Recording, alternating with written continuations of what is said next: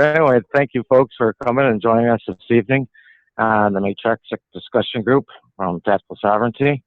Um, we're going to have return guests tonight from the General Post, from the government for the United States of America, not the one that you brought up thinking that was over all of us.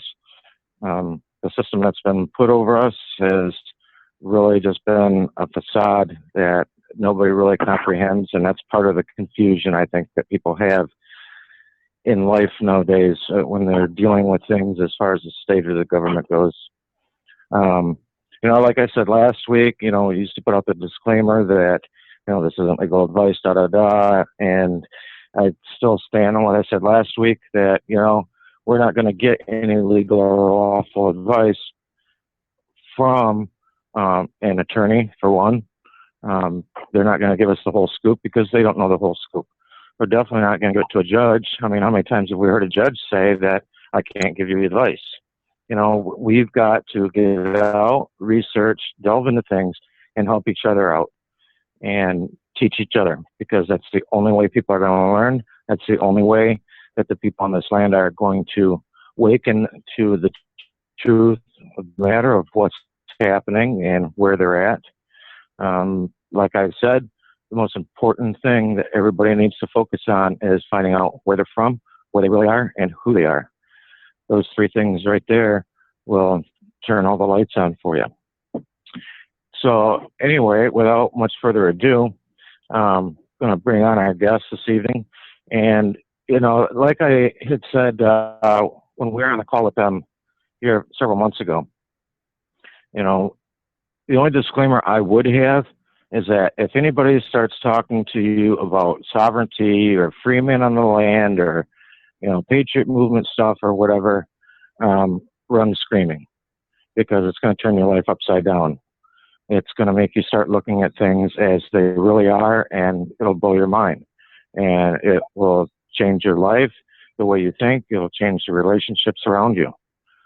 And eventually for the better. But at first, it kind of makes everything go topsy-turvy on you. So we've got Keith on tonight from the government for the United States of America, from the General Post. And he's going to be sharing with us what they're doing. And to me, what I feel is really the only solution to things. I've watched all different types of organizations and different movements and things people are trying to do, and they all just seem to be missing some crucial points. And when I came across this website and started reading their info and everything, it was like, gosh, they've got all the corners nailed down, as far as dealing maybe with the driver's license or dealing with the postal address. It got everything, to me, it looks very well tight, very, very tight. And when people go there, this one complaint that I have heard from a lot of people is they're like, well, I'm seeing words like resident and driver, and they're using all these terms that it's legalese. Well, no, the definitions that have been afforded us have been legalese. What these gentlemen are doing is they are using what would be the common language to the common man. No hidden agenda. It's the bottom line. No hidden agenda. So if people go there and when you're reading their information and looking through the site there, don't get freaked out by saying some of those words, because those words mean what they're really supposed to mean, not what the hidden agenda wants you to think it means. So with that being said, Keith, how are you doing this evening? Good. How are you? we had yeah. Wonderful. That's funny that you say that, because we get that sometimes too. Sometimes they'll tell us it, and we're a government, so we operate as a government. That's just how it is. But we're not here to use your estate or use it or to borrow credit off of it, to borrow credit from foreign creditors. Does that make sense? Yeah, absolutely. Because that's what the current so-called government does.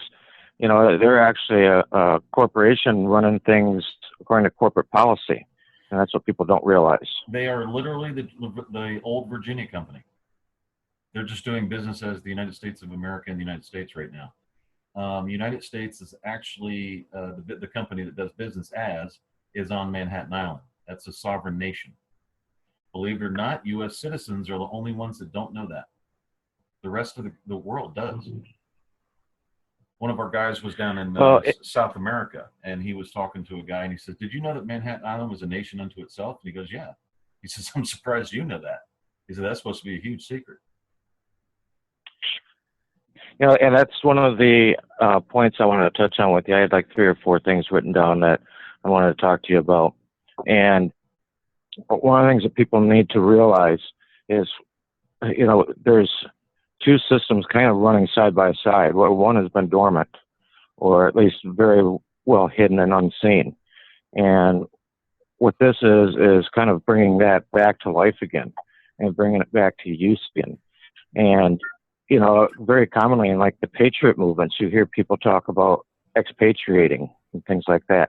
Well, what this is, in my mindset, is not expatriating, it's repatriating, because we've been pulled off from the original jurisdiction that we were supposed to be in.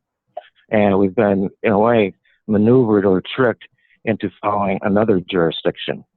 And that's the info that, our guest is going to be bringing with us tonight. And like I said, that was one of the things I wanted to touch on, was the difference between, to you, and I've heard you speak on it before, I just wanted, to let some of these callers hear it, is the difference between a citizen of the U.S. versus a U.S. citizen. If you could expound on that. Okay, the U.S. citizen is, if I remember right, I think was created in 1955. It was done just after the treaty, or the Bar Treaty, was written. The Bar Treaty was written, I think it was 1947 or 48, and it was a treaty with the United Nations so that lawyers would be able to represent the United Nations. So essentially, every court you go into where there's the American Bar Association member, you're looking at an international court. Now, everybody would say, "Oh, those are admiralty courts." They're not admiralty courts. I don't know why people say that. They're not. I've been through that whole thing. Most of the things that people say, we've already been through. We've gone through those groups. We've gone through all that information, and that's not what they are. So they have issues with, they have a lot of issues and a lot of things that are going on around, out there but that basically confuses people. Essentially, what you just said was you were trafficked. That's called international trafficking. When you're trafficked from one venue, and a venue means a meets and bounds, to another, even if it's on paper, and even if you're in the same area, that's still technically trafficking of persons. That's why they only deal with persons. So what happened was they have 2 books, just to keep it as easy as possible to get a picture in your head. They took your name out of one book and put it in another, and that's as simple as that. And when they did that, everything changes, because internationally, and dealing with meets and bounds and seaward boundaries, people say, "I'm a sovereign man on the land." Run, get away from there, because you just what that statement literally means is you landlocked yourself, which is an illegal move. There's no such thing as a sovereign man. In international law, there are sovereigns. There are independent and sovereign states. The people that are elected to run the government, they are the sovereign. That's what the Law of Nations says. And all nations were built under the Law of Nations, because the United Nations Charter just became a part of the Law of Nations. It didn't take it over. Law of Nations is how a nation is built, and what the characteristics of the international person. For instance, if you say the word France, everybody knows the word France. France is an international person. The people that are elected into its government, those are the sovereign. All that power came from the people. So what happens is if someone from France, this is where the confusion part comes in, especially with the internet. If somebody is in France and they want to do business with somebody in Spain, they actually are supposed to go through each other's Secretary of State to make that happen. You can't just set up stuff like that they're doing today on the internet, where a citizen from Spain will contract with a citizen from France, or a business from France, and those two, the contract takes over. So basically, they both made their under the contract, they both made their company stateless. You have to be very careful today, especially with the internet, on how you operate. So that all came from just the simple statement, sovereign man on the land. Just that right there brings it all the way up to international law, and we'll bring it all the way up to explaining the differences between metes and boundaries and borders. There's a lot of noise there on two.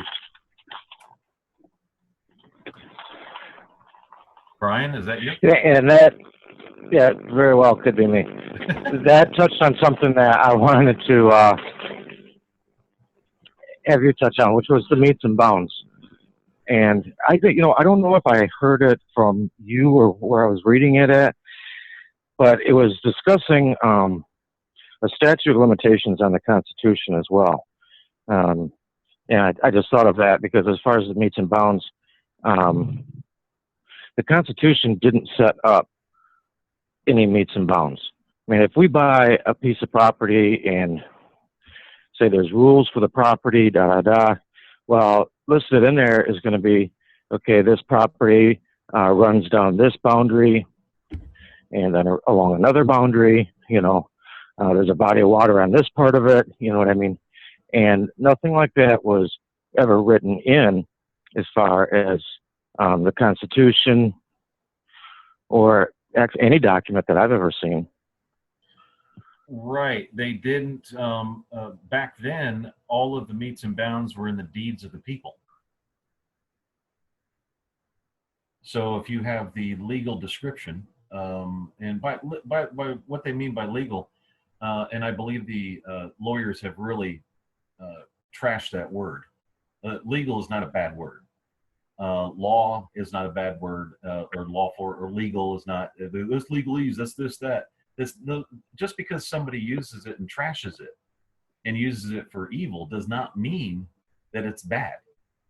So when you're dealing with entities, in other words, when you're dealing with the name of a country or a name of a state, most people say, well, I'm a living man, and I'm not the dead man, or I'm not the dead state, and all this other stuff. Well, then they're just pretty much throwing the Bible out into the, just throwing it in the ocean. That's all they're doing, because legal entities have been created all the way through from Genesis all the way to what's the last book? Revelations. That it's all in there. That's what the Yisrael nation was. That's what Israel is. That's what all these countries are. So when we say the word legal, we're only talking about entities, and we're talking about a much wider picture than what most people are used to seeing. Much like they'll say, I don't believe in legal entities, but yet they put state of so-and-so on their paperwork. Well, if you didn't believe in it, why'd you put it on there? So it becomes hypocritical. That's what happens. And then, I'm a living being, well, great. Well, so are we. But really what we're talking about here is we're talking about classifications. Okay, so if they change the classification of an entity and or a book, then you've got a problem. They're trying to mask something. That's when something becomes evil, and that's when something becomes nefarious. And essentially, what happened is let's go back to the metes and bounds. What they did was a Virginia company could only claim one area, which would be the District of Columbia. That's all they could do, and they could only put it in a district. They didn't have state authority, and they still don't have it, even though they did it. They tried to change it by statute in 1864. It's still illegal, either way you look at it. So any state that includes the District of Columbia is an illegal state. If they recognize the District of Columbia as a state, it becomes a state within a state. That's called changing the venue, changing the metes and bounds. Today, they have U.S. states, and those U.S. states are called city-states. So like begets like. You can't get a chicken from two ducks. So when you have a 3-city-state empire, all they can do is recognize more city-states. So the city of Washington, the city of London, and Vatican started recognizing the cities over here as independent city-states, as it was done in Greece many years ago. But that does not talk about the country itself. Wow, that sounds like a gunshot.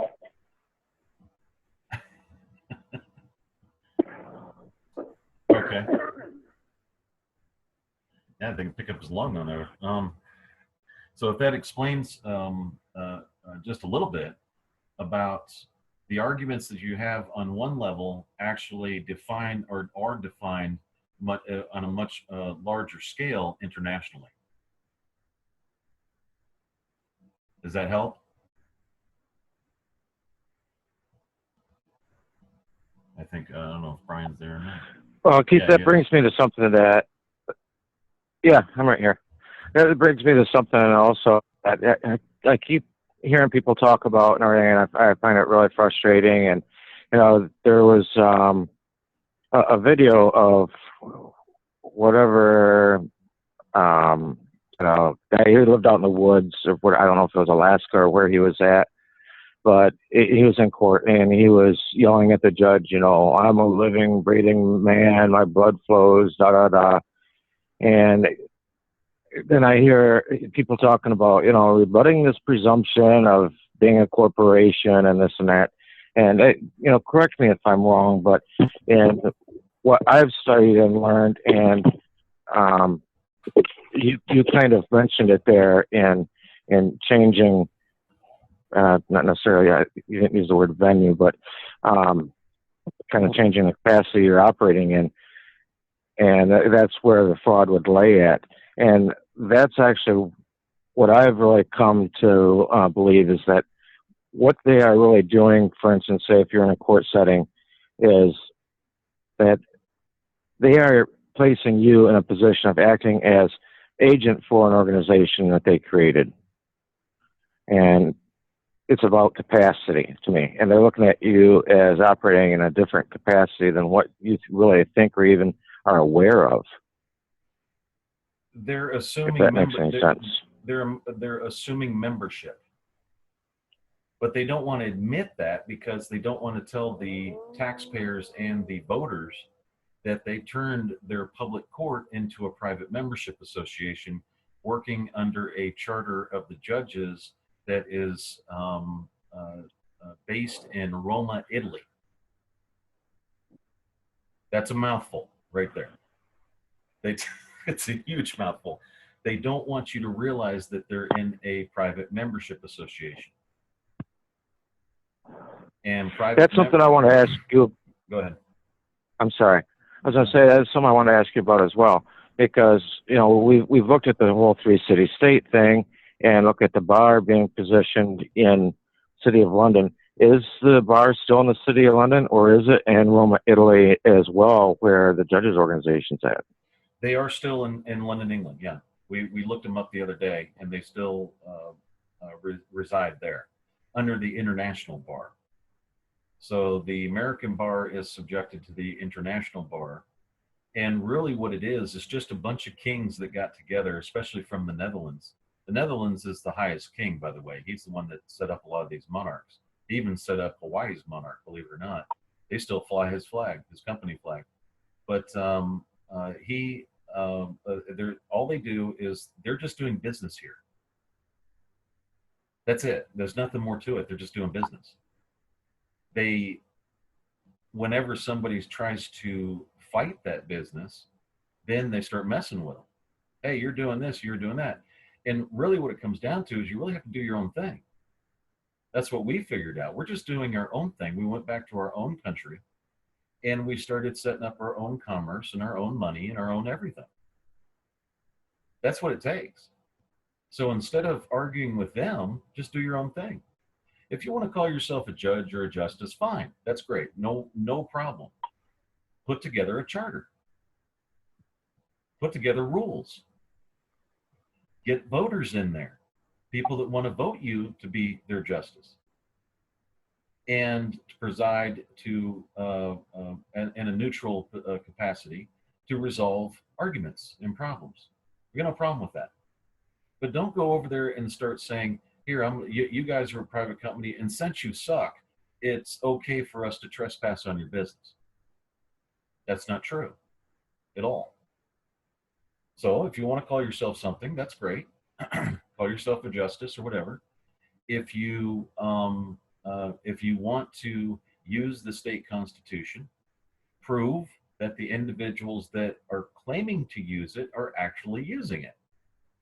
If they're not using it, then you have the authority to say, okay, this thing's been abandoned. Let's put this in the newspaper. We're going to claim it and wait 90 days. And if nobody objects, you're good to go.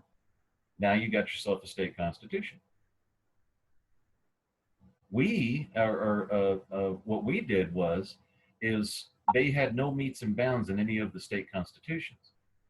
So we claimed the metes and bounds of all of the states and put them in a trust.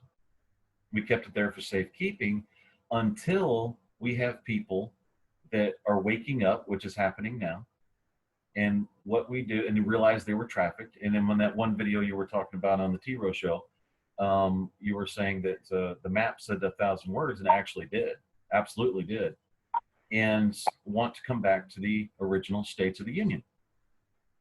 The only way to do that is to come through what was originally designated as the national government, that the states back then had designated as the national government, and they, all of the people coming from overseas would go through the United States of America to get to one of the states. So all we're doing is exactly what's supposed to be done. If you go to Belize, you have to address the national government, become a resident there. By the way, it costs $15,000 if you want to be a resident there. That $15,000 is a bond. And you have residency for 5 years. If you and that contracts you with the Belize legislature. So they're saying, if you can follow our laws for 5 years, we'll offer citizenship to you. And that bond, if you violate the law over there, then you lose the bond and you lose your residency and you have to go. That's how they operate. Now, 5 years, you can become a citizen. You have to put up another $15,000 bond and you have citizenship for life. And you're contracted with that legislature. Now here, it's a lot different because you have 50 different states within one union. And you have a foreign Virginia company that is consistently, has a perpetual military occupation in the states. That's where the problem is. So under a military occupation, you can't necessarily have a vetted citizenship. That same military government cannot, military rule, I guess, lack of a better term than government, military occupier cannot take away your original national identity. Does that make sense? It's illegal for them to do that. Absolutely. Yes, highly illegal for them to do that. So now what I mean by a perpetual military occupation is that you do not have a president of the United States of America. There has never been a president of the United States of America under the 1789 Constitution. Everybody here would acknowledge and accept that even with Obama, remember he had to take 2 different oaths. He screwed up and everything. They had to do his oath again as president of the United States. That was on his second term because they didn't believe that he was actually, he would actually take it. Nobody believed it. There was a big conspiracy thing going on there. But once he did take it, again, everybody believed, okay, he's the president of the United States. Now, where is the oath of office for the president of the United States of America? There isn't one. It doesn't exist. They, in the United States, meaning Manhattan Island and the District of Columbia, they establish a president of the United States, but they do not establish the president of the United States of America. The only thing that's left is the commander-in-chief. And there's a 6-star title called General of the Armies. Now, I'm not talking about General of the Army. I'm saying that General of the Army is the General of the Army. He's a 5-star general. He's a General of the Army. You have General of the Armies, which is ARMIES. And that is what everybody knows as the Commander-in-Chief. And the people are recognized under the Second Amendment, or the Second Amendment of that charter, of the Virginia Company Charter, which is the militia. So essentially, you were all recognized by that charter as being militia. The only way to be recognized as a citizen of the United States is to take an oath and affirmation to one of its municipalities as a citizen of the municipality, which is one of the city-states. Then what happens is then you're eligible to become a citizen of the state and of the United States. It just shows an intent. Then what happens is you are able to get a dividend check every year based on the company profits. And we have absolutely verified from office holders, guys like that were county commissioners and things like that. They do get dividend checks every year because they are considered citizens. Now, if you don't take any oath or affirmation or anything of that nature, civilian government always overrides military. So you're considered a militia. Good. And when you start fighting them, that is a rebellion by militia. Now, you have to understand how I'm saying this, because it's not how or what you think you are. It's how that document recognizes you. For instance, Articles of Confederation amended August 5th, 2015 recognizes 3 statuses: a resident, it recognizes an American national, and it recognizes an American national who is also a general postmaster. Those are the only 3 statuses it recognizes. It recognizes. Now, if you want to come out and say, I'm a sovereign man on the land, and it's not sitting in any charter, then there is no such thing, and it becomes a fraud. Because no charter recognizes sovereign man on the land. It's not written in there. If it's not written in there, you have no standing. You have no legal right to enforce. So as it was said before. Go ahead, Tom. Yeah, as it was said before too, if you have no flag to stand under other than theirs, then you stand under their law, period. There's no ifs, ands, or buts about it. They'll presume and assume if you don't have another flag. If you want to use the peace flag, that's a surrender flag to me. That's assuming that you were at war, and you weren't. So if you were never at war, there's no reason to surrender. So there's our general post office recognizes different offices. Our government recognizes different offices. Now, if say Tom, for instance, he's Secretary of State. Now, if we put Secretary of State's office in there, there is no such office. It only recognizes the office of the Secretary of State, and we do not change that. Anybody that changes something and says, "Oh, I'm going to the Secretary of State's office," where's that? There's no address for it. It is not recognized in the Articles of Confederation. It is not recognized anywhere, and you just made up your own office, and now you went rogue. That's what going rogue is. So when somebody says, I'm a judge, okay, great, wonderful, I'm glad you're a judge. Now, what we need to know is we need to see your charter, because there's different types of judges. So if we can take a look at your charter to see what charter that charter recognizes, meaning its constitution, bylaws, things like that, then we know where you are. In other words, we know how to approach you. We know who to talk to. Do you have a clerk or do you have a scribe? Okay, two different things. Completely different offices. We just need to know if your charter recognizes that.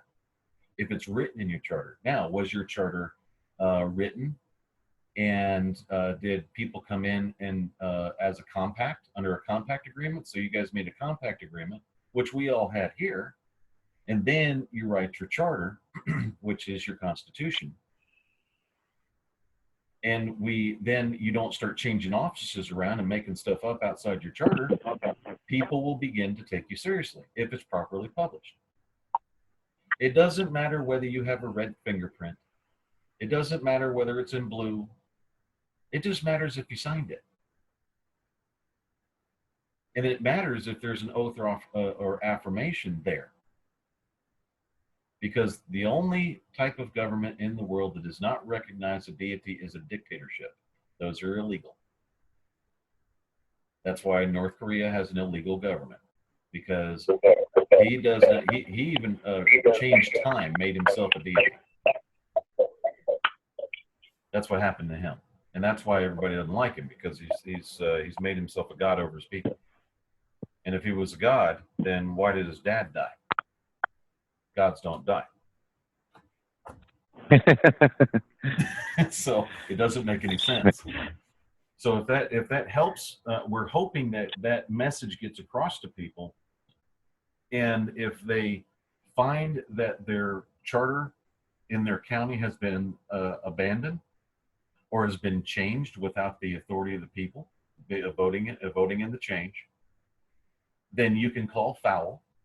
And you can say, what we're going to do is, since it wasn't done that way, what we're going to do is we're going to reinstate, the people are, come together in compact agreement, you can reinstate your original charter. And once you do that, you'll have to sign it. And then you have to have elections within 6 months. You start your political party. Then you can have elections. And you can meet every week to organize all this. And you even have the right to set up your own ordinances, your own laws, all that stuff. There's such a charter called as a home rule charter that all the states, all the rogue states right now recognize. And they left that opening for people like yourselves that are voluntarily going back to your original country. And saying, look, the New World Order was a good idea. It was probably very idealistic. It wasn't really thought out in reality on how it would actually play out. And most of your ideas, guys, over here in this New World Order are kind of sick in a way. You guys are a little bit, twisted in the head. So what we're going to do is we're going to go back to our original country, and we're going to vet ourselves, okay? We're going to vet ourselves all the way back to the Declaration of Independence, and then before that, we're going to vet ourselves all the way back to Genesis 1. Okay, and once we vet ourselves all the way back there, then we're going to say, okay, now we have our independence back. The people are independent. The government itself is a sovereign nation, and the people elected into the government are the sovereign. That's how it all works. So that's how this government is set up. See, there was one guy, I think he claimed to be a judge, or he was a justice. It was actually came to my personal email. He claimed to be a justice, and under the United States of America, which was a lowercase t, I think, and lowercase u. And yes, it was written that way in the Declaration of Independence. Now, we'll give you $10,000 if you can find that Constitution, because that Constitution was never written. I'm talking about 10,000 continentals. Okay?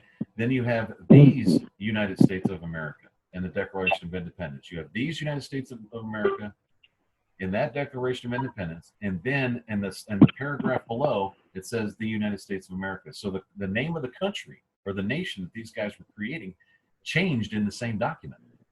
Now, who was stoned when they were writing that? Because we all know they were hemp farmers.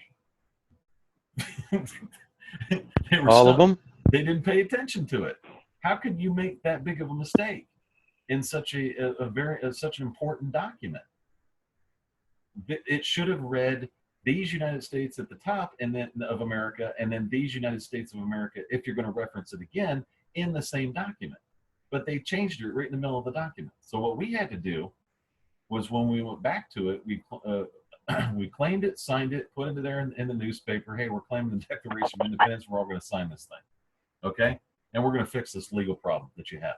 Because England has maintained over and over it was an illegal problem. And they were right. It was. Ever since we fixed it, they stopped claiming it was illegal. Because what we said was, these United States of America as amended to the United States of America as amended to the United States of America, which is under the Articles of Confederation. We had to fix that. Then realized that the Treaty of Paris had nothing to do with the Articles of Confederation. That was under the Virginia Company, doing business as the 1789 Constitution. That didn't even exist for another 6 years, by the way. Then they tried to convince everybody that they had replaced the Articles of Confederation. But when you look at it, you can tell. I mean, anybody that with any form of reading skills can figure out that they didn't replace it at all.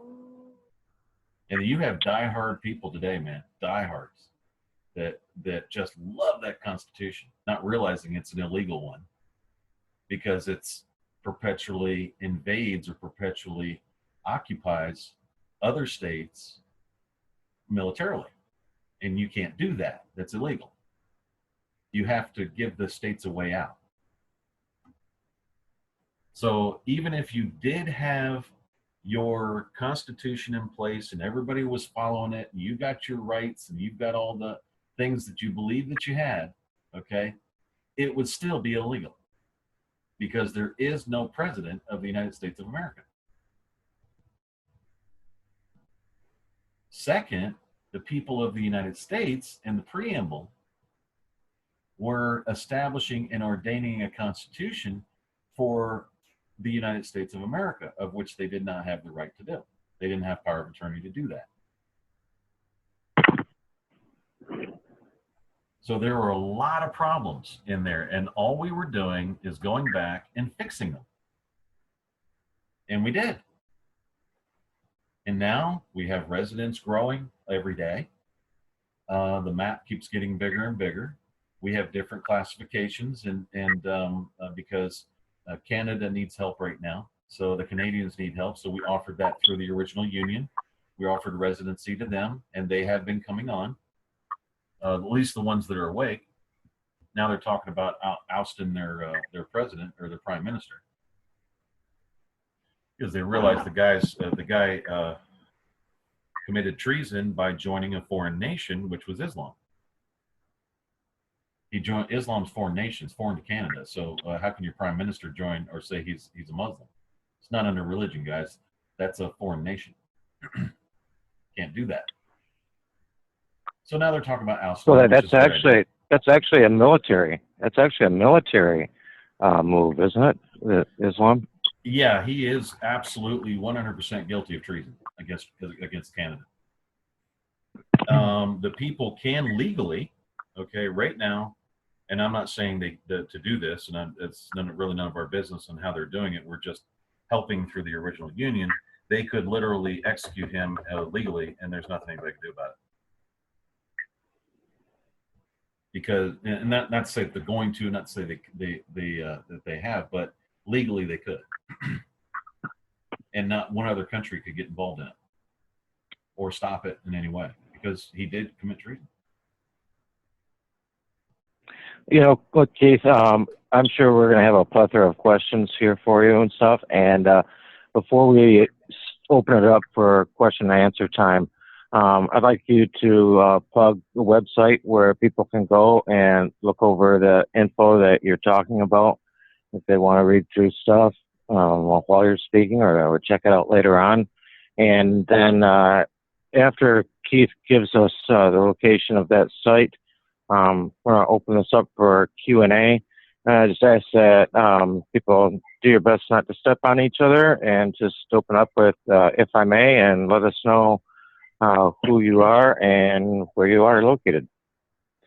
So if you want to let us know where we can find that site at for the government for the United States of America, Keith. Okay, it's government of the United States of America .international. It's all, don't put INT. We're not a part of the UN. So UN uses INT, we use international spelled out. So it's government of the United States of America .international, and that is where we have all of our links to everything. Now we have a couple of new websites that are going to be put up there that are still in the workings. We have continental.army, where people can join and get automatic American national status when they take the oath there. And we have the GPEC site still already open. That's already linked in, and you can open up a store there for free if you'd like to open up a store and start using the Continental Dollar. And we have another one, which is the Continental Public Bank. I still have some coding to do on that. When that's done, I'm going to be doing a big push on that. The Continental Public Bank. We got HTTPS on. We got a secure socket layer on it. And what we're trying to do is connect it to GPEC so you guys can go ahead and move money back and forth. So markets, a couple of markets have opened up on that site, and we're waiting for more. We need more people to come on there. You have the option of using USD, which is not recognized by its constitution, by the way. That money is not recognized. Silver certificates are recognized by that constitution, but not Federal Reserve notes. So you will be able to do that, but that has nothing to do with GPEX. Okay, that's going to be something you do on your own if you want to sell things there and using under USD. And that's specifically stated in the Articles of Organization. So just, fair warning, you can do that and then slowly move over to Continentals if you'd like to do it that way. That's what a lot of people are doing. We have a food supplier coming on here in just a little while that will sell food for Continental dollars. And we're looking for more and more industry to come in, manufacturers and things like that. And eventually, I would like to, me personally, would like to get with the oil companies and make a deal with them. Your oxygen meter is on. Please wait. That's a. Please apply blood into the test strip. Hold on a second, guys. Okay. We would like to make some deals with the oil industry to start accepting Continental dollars. Some of the electric companies have taken it. Toll companies have taken it. It's been sparse here and there.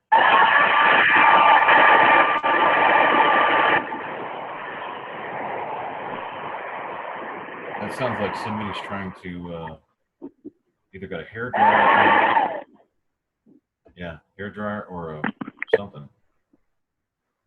Yeah, I'm not sure what that was. But anyways, so if you go there, Government of the United States of America .international, that has links to everything. You can go take a look at it, check it out. We also have, I just almost forgot, we have a help desk. Do you remember the URL on that, Tom? The help desk? Is it generalpostoffice.net? Oh, God, you had to ask me. I'm not sure. It could be. I believe it's generalpostoffice.net. Okay, and that's a help desk. And anybody can go on there and then submit a question. And then what we'll do is we'll answer it under whatever category it's there. We're trying to get that that website up and to where people can ask questions or go there for information. Let me take a look. Yeah, I just posted that Friday. Into Tactical Sovereignty. That is a .net. .net. Yeah, you're right. Okay. Yes, it is. Yep. Okay. I just And checked it too. please keep in mind, folks, that your red, white, and blue flag is a company flag. This has been verified by ex-military and everything. Most of the ex-military guys, especially in special forces, are told it's a company. They know this. Then what we're doing is we went back to our original government and then revamped it to where it operates. We didn't do it to take over as a dictatorship and we're government and all that. That's not. There's not a whole lot of glory in this, right, Tom? Yeah, and the pay really sucks too. The hours are long, frustrating, and well, I could go on and on and on about all that, but Yeah, they're long, frustrating. We do get a lot of people that come up and they try to treat us as if we're a company. They're coming up. What benefits? Where's the Social Security and all that? Well, we have a social assistance number, and we have a Social Assistance Act, but we don't have really enough people to even run the act under the Office of the Secretary of State. So we're getting more and more people in, but less and less of them are trying to become general postmasters, and most of them are actually just going as an American national. And then the main issue they're trying to do is get the driver's license, because most of them are suspended because they fought the system. And yes, we're able to get cars and vehicles out of their registrar and registration system. What's that? sorry, speaking of which, I just got that contact information for a guy who was doing that USA DOT, and he's asking questions about it. Remember that? Yeah. I'm supposed to be getting a hold of him in the next couple of days, but even that fell down the drain, and the reason why is because it was a trespass. I don't know what happened to the guy in general, but I'm sure he got nabbed for something. Yeah, he went into. Well, that was Anthony Troy. Yeah, that was Anthony Troy Williams, and I believe he's in jail in California right now for practicing law without a license. Okay, so it was. I think Rob Ryder was another one that used the U.S. DOT. Right, and the U.S. DOT, guys, that's a company brand. You can't just make one up and say, well, we're de jure and you're de facto. That doesn't work that way. That's not how that works. Go watch the one commercial where the woman is putting pictures on her wall, and the other woman says, "This is not how any of this works. It just doesn't work this way." Okay, so you can't go and say we're the U.S. DOT.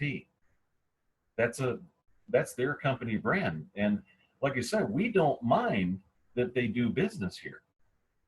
The original government, who has first in time, first in right, does not mind that the company is here. What we do mind is that if we run into an issue where somebody has brought in a lot of baggage, meaning they've got a bunch of court cases and crap going on because they've been fighting, and number one, that particular individual tries to use this government as a weapon to fight his war, okay, which we don't get along with them. This doesn't happen. And second, if we have a local police officer that does not understand what he's doing, trespass all over us and try to traffic us back. Okay, those are the two issues that we have with them if they try it. They normally don't, but sometimes it happens depending on the situation. But in the end, eventually they let them go, and that's it. That's the end of it. It takes them a while to to admit that they were wrong, but but it can be done. But we do it legally. We don't go and place liens on them and here, you pissed me off and you didn't do what I told you to do, so this is what I'm going to do to you in retaliation. It doesn't work that way. Okay, so I think the bottom line. Go ahead. I was going to say, I think the bottom line is that what's happened here with what people think is the United States is that, we've been infiltrated essentially from within by the Bar Association, and they're here doing business as the United States. And, we need to look at them in that same manner, is that they're here doing business just like, Walmart down the street might be doing business, or the Sunoco station across the street might be doing business. And we have a choice of who we choose to contract with and do business with. And what you've done is set things up the way they were originally intended and the way it's supposed to be set up. And so people are left with a choice. Do you want to follow this other de facto system that's just here doing business on the land, or do you want to contract with this system for the General Post for the United States of America? Right. Yeah. See, like our driver's licenses are easily recognized. We can rent trucks, and we can rent cars, and we can do all that stuff. All our credentials are recognized. Now, the reason is because this government recognizes the intangible property right of the individual. So when we set up our Department of Transportation, what we did was, here, I'll wait for them to go ahead. Did they? Can you mute them out? Okay. But I can go to mute, and I just want to make sure it doesn't mute you. I don't think it will. I think you're on a different line. Okay. Okay. So what we've got is that we recognize intangible property rights. So here's your traffic issue that most people are having a hard time articulating. They understand it, they just don't know how to say it. So let's get down to the brass tacks, as they always say. You have a right to travel. Every state recognizes that. It's called a matter of right. It's use of the public highways as a matter of right. You can find this in every state. They all recognize that intangible property right. That's called an intangible property right. I'll give you, for instance, on that. Say you're coming out of the store, and what do you do? If it's a large parking lot, what are you looking for? You're looking for your car. Now, why would you look for your car and not just anybody else's car? Why can't you just get in somebody else's car and take it? It's because you're infringing upon the intangible property right of somebody else to a particular vehicle. That's the very definition of ownership. So, yeah. Going back on our identification too, when I went down to remove I removed 3 from their system already to ship it out of country. They recognize our driver's license and ID card down there. That's at the DMV. Now, once you get your vehicle shipped out of country, then it's no longer in their jurisdiction. Therefore, they can't touch it when it's on the road, providing you've got your liability covered to where their property won't be damaged and not paid for when you screw up out there. Right, and this is how we do it. Now, American nationals can travel, okay, with American national ID cards. Not an issue. The problem they're going to have is putting private plates on it, and you're going to have local police who are basically UN agencies, is all they are. They're going to be saying, hey, you can't go around doing this, okay? There's no structure here. We don't have anybody we can complain to if you have a problem.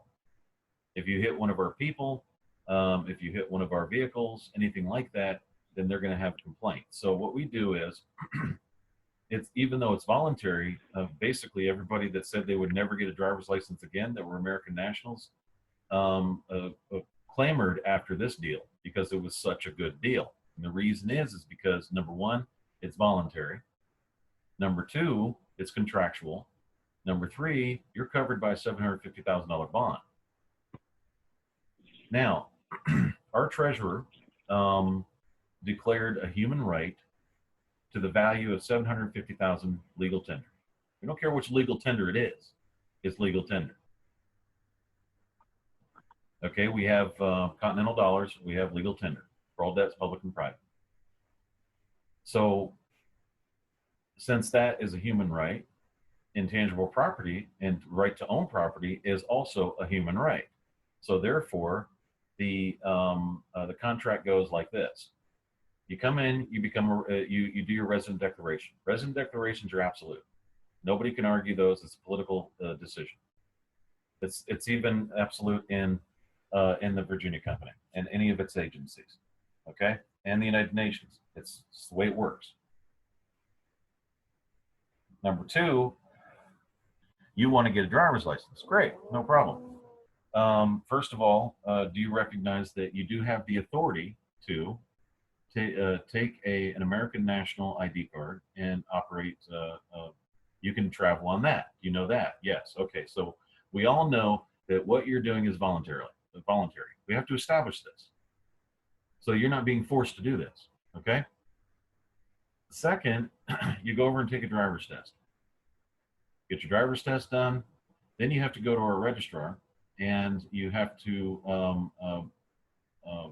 make an appointment with her to sign your contract. It's a 30-page contract. It says you're going to follow the rules of the road. You're going to follow the speed limits. You're going to stop at a stop sign. All your lights are going to be in order. You're not going to be out there in bald tires, and you're going to act accordingly, according to the contract. Once that's signed, now you have your bond, okay? Because at the time of the signing of the contract, what you're going to do is you're going to transfer your intangible property right to the use of the public highways to the Department of Transportation. Then what they're going to do is they're going to license that back to you under a 30-page contract. 32, I think, 30-page contract. The contract's right there. You can read it all you want. It just makes sense. It's like anybody else's contract. Then what the Department of Transportation is going to do is they're going to give it to Treasury, and Treasury is going to declare the value of your intangible property to $750,000. Then you're going to go back and you're going to sign a bond, a surety bond. Okay, now you can do that under a company. You can do that under a private membership association. You can also do it under your person. You don't do it directly or individually. You can do it under a person because why? Because that's what the Articles of Confederation recognizes in dealing with contracts. After that, you're able to go and register your vehicle. You have to register your vehicle first. Then you can go over to the DMV, turn in your title. You get a new title, and you get a tag for the car. It's that simple, but it's done right because your intangible property is recognized. Think of it this way, guys. You cannot, in any way, shape, or form, issue a license unless property has been transferred. That's an absolute in law. Something has to be transferred to somebody else so they can license it back to you. I'll say that again. Property has to be transferred to somebody else to license it back to you. If intangible property is not recognized in a contract, there is no license. It doesn't exist.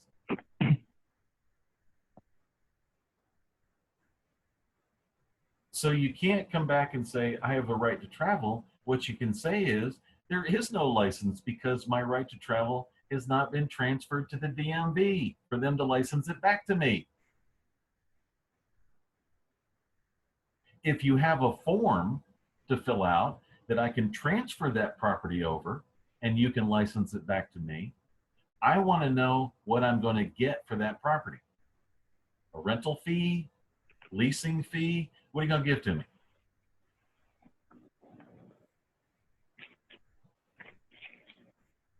If you're treated fairly, I was in a part of putting the whole DOT together, and I love the idea. I got a driver's license myself. I didn't mind that our DOT has my intangible property right to the use of the public highway. I don't care. I get covered for 750 grand for anything I do. That's a benefit. That's a good thing. That's to my benefit. And the DOT is actually surety under the contract. They're the ones responsible that you follow the rules. So it's an awesome deal. Now, why the states can't do that, we have no idea. Why the lawyers can't figure that out, that they would have no issues with traffic if they just did that, because most of their drivers are all unlicensed or suspended. Their contract was, well, if you get a driver's license, what we're going to do is we're going to guarantee that you get a trial before we suspend it. That's their deal.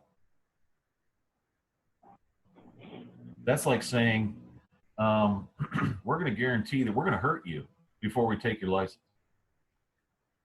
And then hurt you more. Now, if you're going to treat people like that, you're going to get people fighting back. If you're going to treat people like that, then you get what you deserve. But our DOT, Well, go ahead. As I say, if I may, but I think that with everything that they do, that is the intention, is to keep these little battles going on and keep people busy with worrying about their driver's license and having to run to court and pay tickets and things like that. It helps them still feel that boot on their neck, if that makes sense. It shows a certain period of superiority. Yeah, I would agree with that. However, you would probably get a whole lot of more cooperation if it was done correctly. I wouldn't have had any issue. I would have never brought it up. I would have said, well, hey man, they've got my intangible property. They valued it at $250,000. I'm covered for that, and good to go. I have no issues with it, and they wouldn't either. However, the private insurance companies would be losing a lot of money. The politicians that bought the stocks in the insurance companies would be losing a lot of money. So there is your fraud. There's your problem. The fact exactly, that's where the rub lies, because we've got these lobbyists and everything that are out there just wanting to make a buck for themselves, and as are the people that are sitting on Capitol Hill being paid off by these lobbyists. They're all there just for personal gain. The whole intent has just been skewed.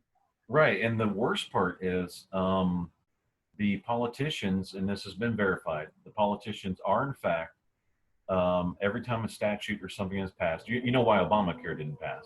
I mean, Obamacare didn't pass, or the, I'm sorry, the, what was it, the something American Care Act or some crap they came up with. The reason Affordable Health Care Act. Yeah, I think that was the new one that the Republicans were trying to do. That just fell through a couple of weeks ago. The reason why that was is because all the same guys are invested in all the stocks under the Affordable Care Act. So it takes them time to move their stocks from one to the other. Now, once it's moved over, they stand to make millions. And they weren't making enough. So what happened was they tabled it until they could get all their stocks moved over under the different act. It sucks, doesn't it? And here was the funny part. Yeah, absolutely. Yeah, here was the funny part. This is what they did. And nobody said a word. This blew my mind. And we were just talking about this on our guys on the T-Row show. We're going to talk about this. Obamacare went to the Supreme Court so it can be declared constitutional before it went into action. What? There was no complaint. There was no complaint. Nobody had challenged it yet. But yet they took it to the Supreme Court before it could be challenged, and then got a declaration from them that it was constitutional to do. And I don't know what they're talking about, because to force somebody to buy something, that's slavery. You can't do that. And not one individual challenged it as far as the Obamacare and the forcing of you to buy it, a particular product, by the way, under executive order, they never challenged that slavery, that was actually slavery. Nobody said a word. So this guy takes it to the Supreme Court first, no complaint filed, no nothing, nobody challenged anything. They gave it their seal of approval, and then it went into effect. And then the programmers were rebelling, and that's why the websites weren't working. So the rope programmers, when they released it, they were screwing up the coding on purpose to tell Obama, we ain't going for this. If you want us to do this, you're gonna or force us to do it, or we're gonna want more money. Yeah, and Skeletor was the one that presented it. Yeah. We don't know what's in it, but we'll find out when it's signed. It was hilarious. Skeletor. So so we couldn't understand why nobody did that. Nobody said anything. See, we've got a system where we have called the Rain to Heavens Healing Center, and then what we did was we attached a club. What is that called? What's the word for it, Tom? Not a club. Not a monopoly. Association. Yeah, it was an association. It'll come to me in a minute what the name of it is. But anyways, where people pay per month, and then when they go to the hospital, it's free. And the hospital bills the association, the co-op. Co-op is the word. They bill the co-op for the services, and all you have to pay is wholesale on the products that are used on you. That way, the hospital can renew its products. If they used a Band-Aid, if they use this drug, or if they use this or that on you, you have to pay wholesale price on that. That's the bill you get. But the services are paid through the co-op. So everybody pays, $150, $200 a month or whatever, and they're covered. They can go to the hospital. They don't have to worry about filling all these forms. They just have their membership card. There's not all these issues. If you're operated on, that doesn't cost anything. The whole thing, all the way through. Everything's covered by the co-op. Not a bad system, huh? If you go to rainoftheheavenshealingcenter.com, I think we got it there, or .international, I can't remember which. The whole thing is right there, but nobody's paying attention to it. And there's a co-op. Wow, I didn't even realize you had that in place. Yeah, it's all in place. Wow. Well, I guess I definitely wasn't lying in the beginning of the call when I said I really feel you guys have nailed down all the corners to the issues. Right. See, if you have the insurance, like for your intangible property for the use of the public highways, that also covers homes where you live, damages to the house. If you get sued and things like that, it covers that too. It's not a socialist system, because if it was, then it would be 70% taxes. We're doing all this without taxes. We've also solved the tax problem. Want to hear that one? Absolutely. Okay. This is in the Rain of the Heavens on rainoftheheavens.com. Just put in tax into the search and you can go find it for yourself. First of all, you have to recognize, and/or a government has to recognize, that the people are the ones that own the minerals. They all own their property, so therefore they own the minerals of the property. We're not going to entertain that somebody that's in possession of property, that somebody else owns the minerals to it. We're not going to entertain that idea, because that's ridiculous. That's serfdom, and that's fiefdom, and that is an illegal system to have in place. So we're going to say, okay, the guy that has a deed, if he has a deed to that property, he owns the minerals of that property. Now, someone wants to manufacture something. Now, he's going to be using, for his own personal benefit, him or her is going to be using for their own personal benefit the minerals that the people own. So it makes sense to charge the manufacturer taxes, to tax him on the minerals that he's using to make the products. So your manufacturers are the ones that pay your taxes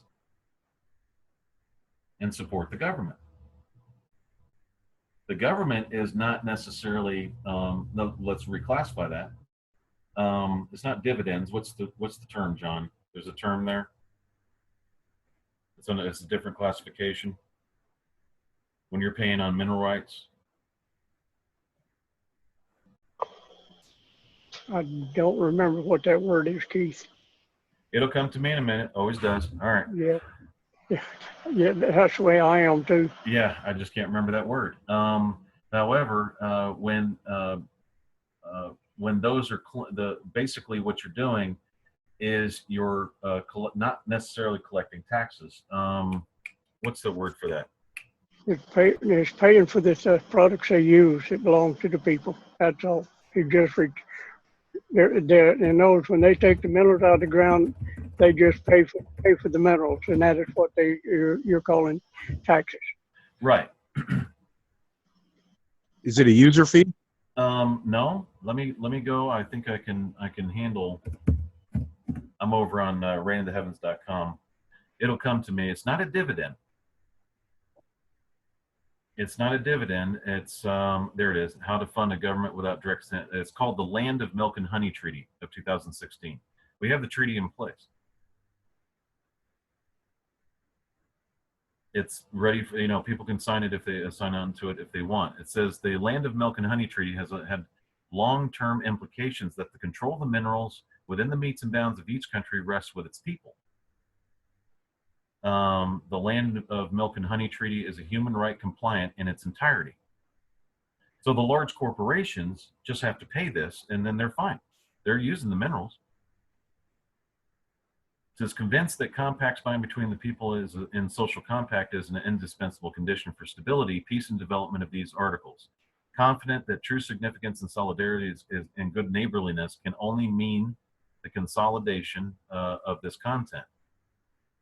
Okay, and each contracting party shall repel any attempt by any third party to justify the invasion of the contract by and between the people and their government in violation of Article 21, Section 1 of the UDHR. Split titles to property shall be repelled, because what's happening is they're splitting your titles. Each contracting party shall express the will of the people through its elections, which forms its government and its sovereign public bank. The people contracted with their government through declaration, oath, or affirmation, or otherwise shall retain the right as expressed within Article 21, Section 1 of the UDHR. That's the Universal Declaration of Human Rights. Royalties, that's the name. What the government is doing is collecting royalties from the manufacturers. The royalties go for paying for the government in whatever expenses there are, and whatever's left over go back to the people each year in March 21st. That's how our system operates.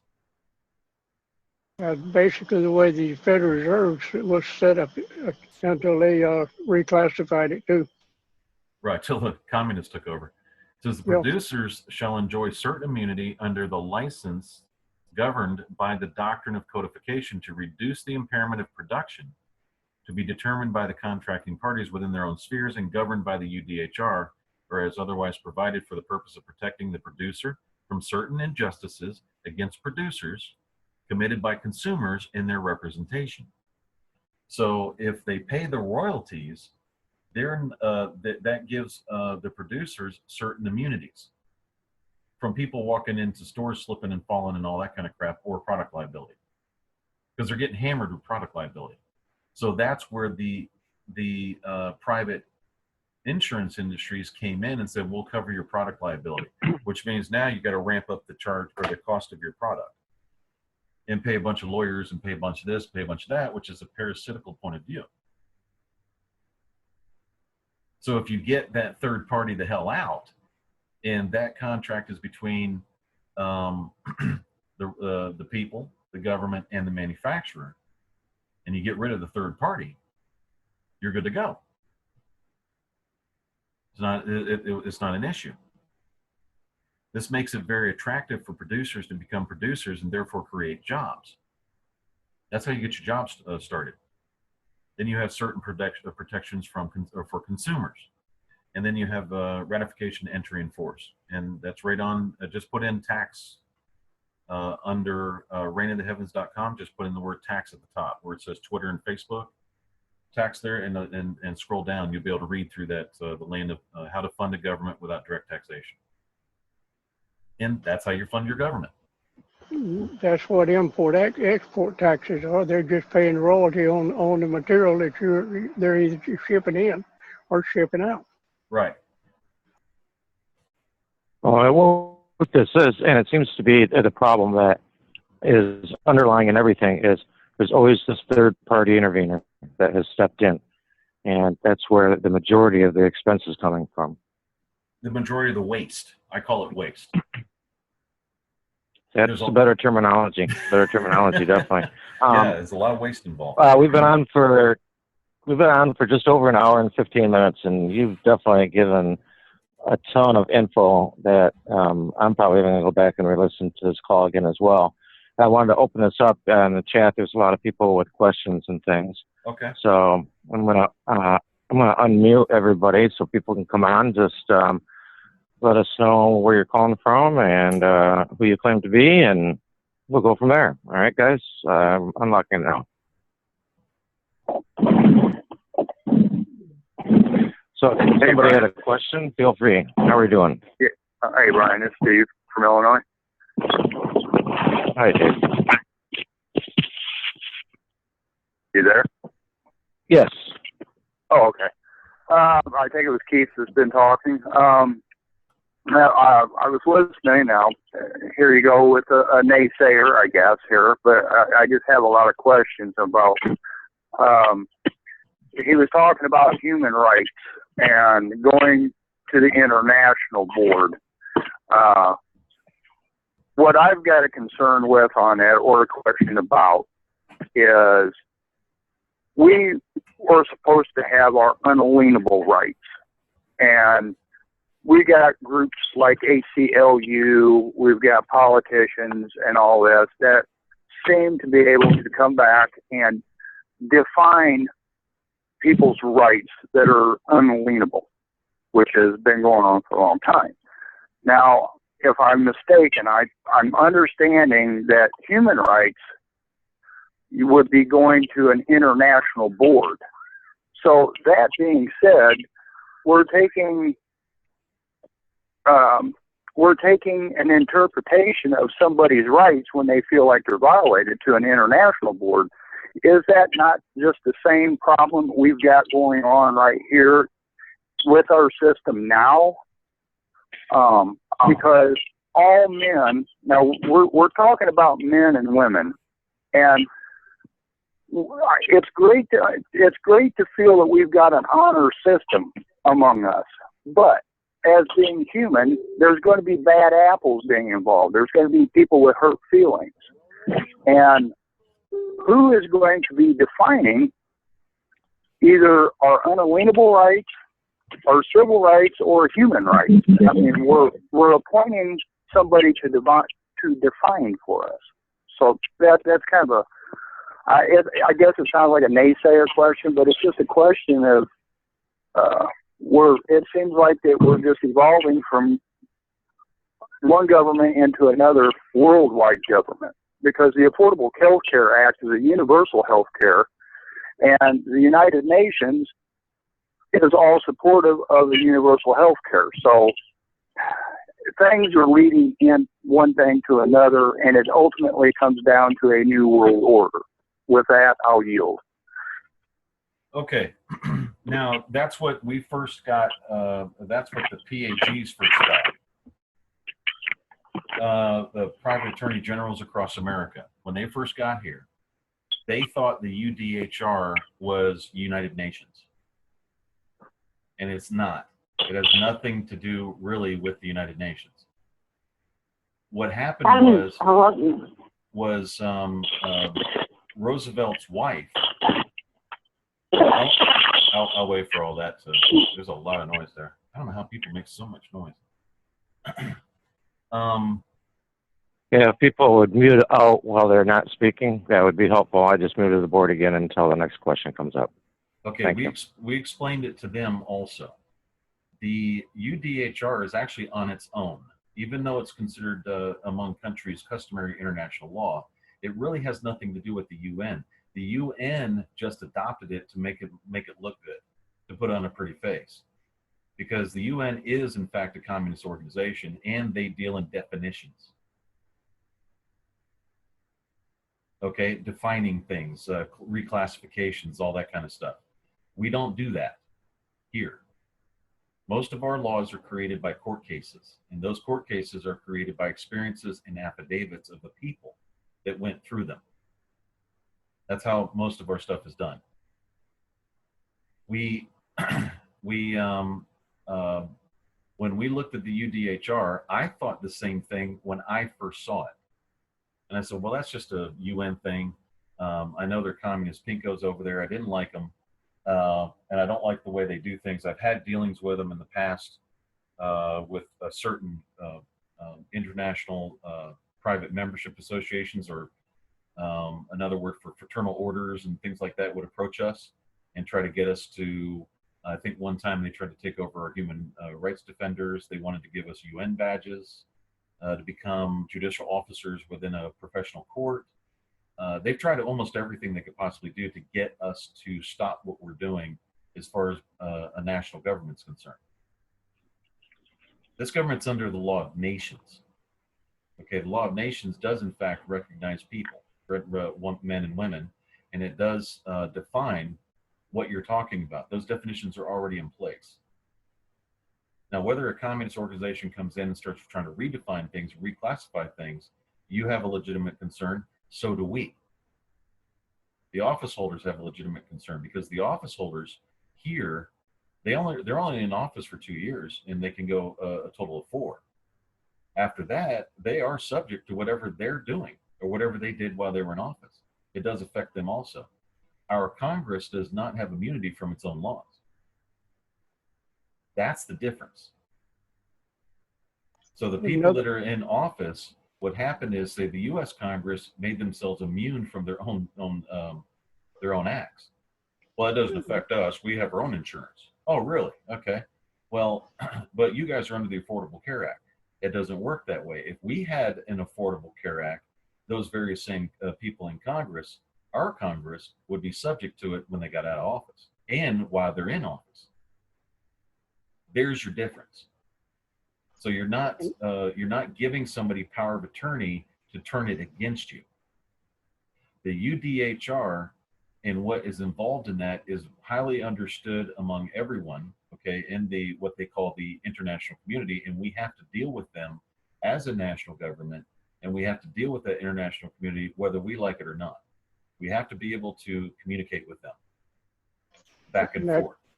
That's correct. And under the law of nations also, the law of nations does not control what we do. It actually protects us from other nations when we do what we're doing. Right. It shows where our rights are, where we have the right to do something, a legal right to do something. Now, now, when it comes to UDHR, that was pioneered by Eleanor Roosevelt, that knew what a piece of crap her husband was, by the way. Because when you read it and you understand what's going on today in the court system, the UDHR directly in its face combats communism and what you're talking about, what you just said. That was the cool part about it.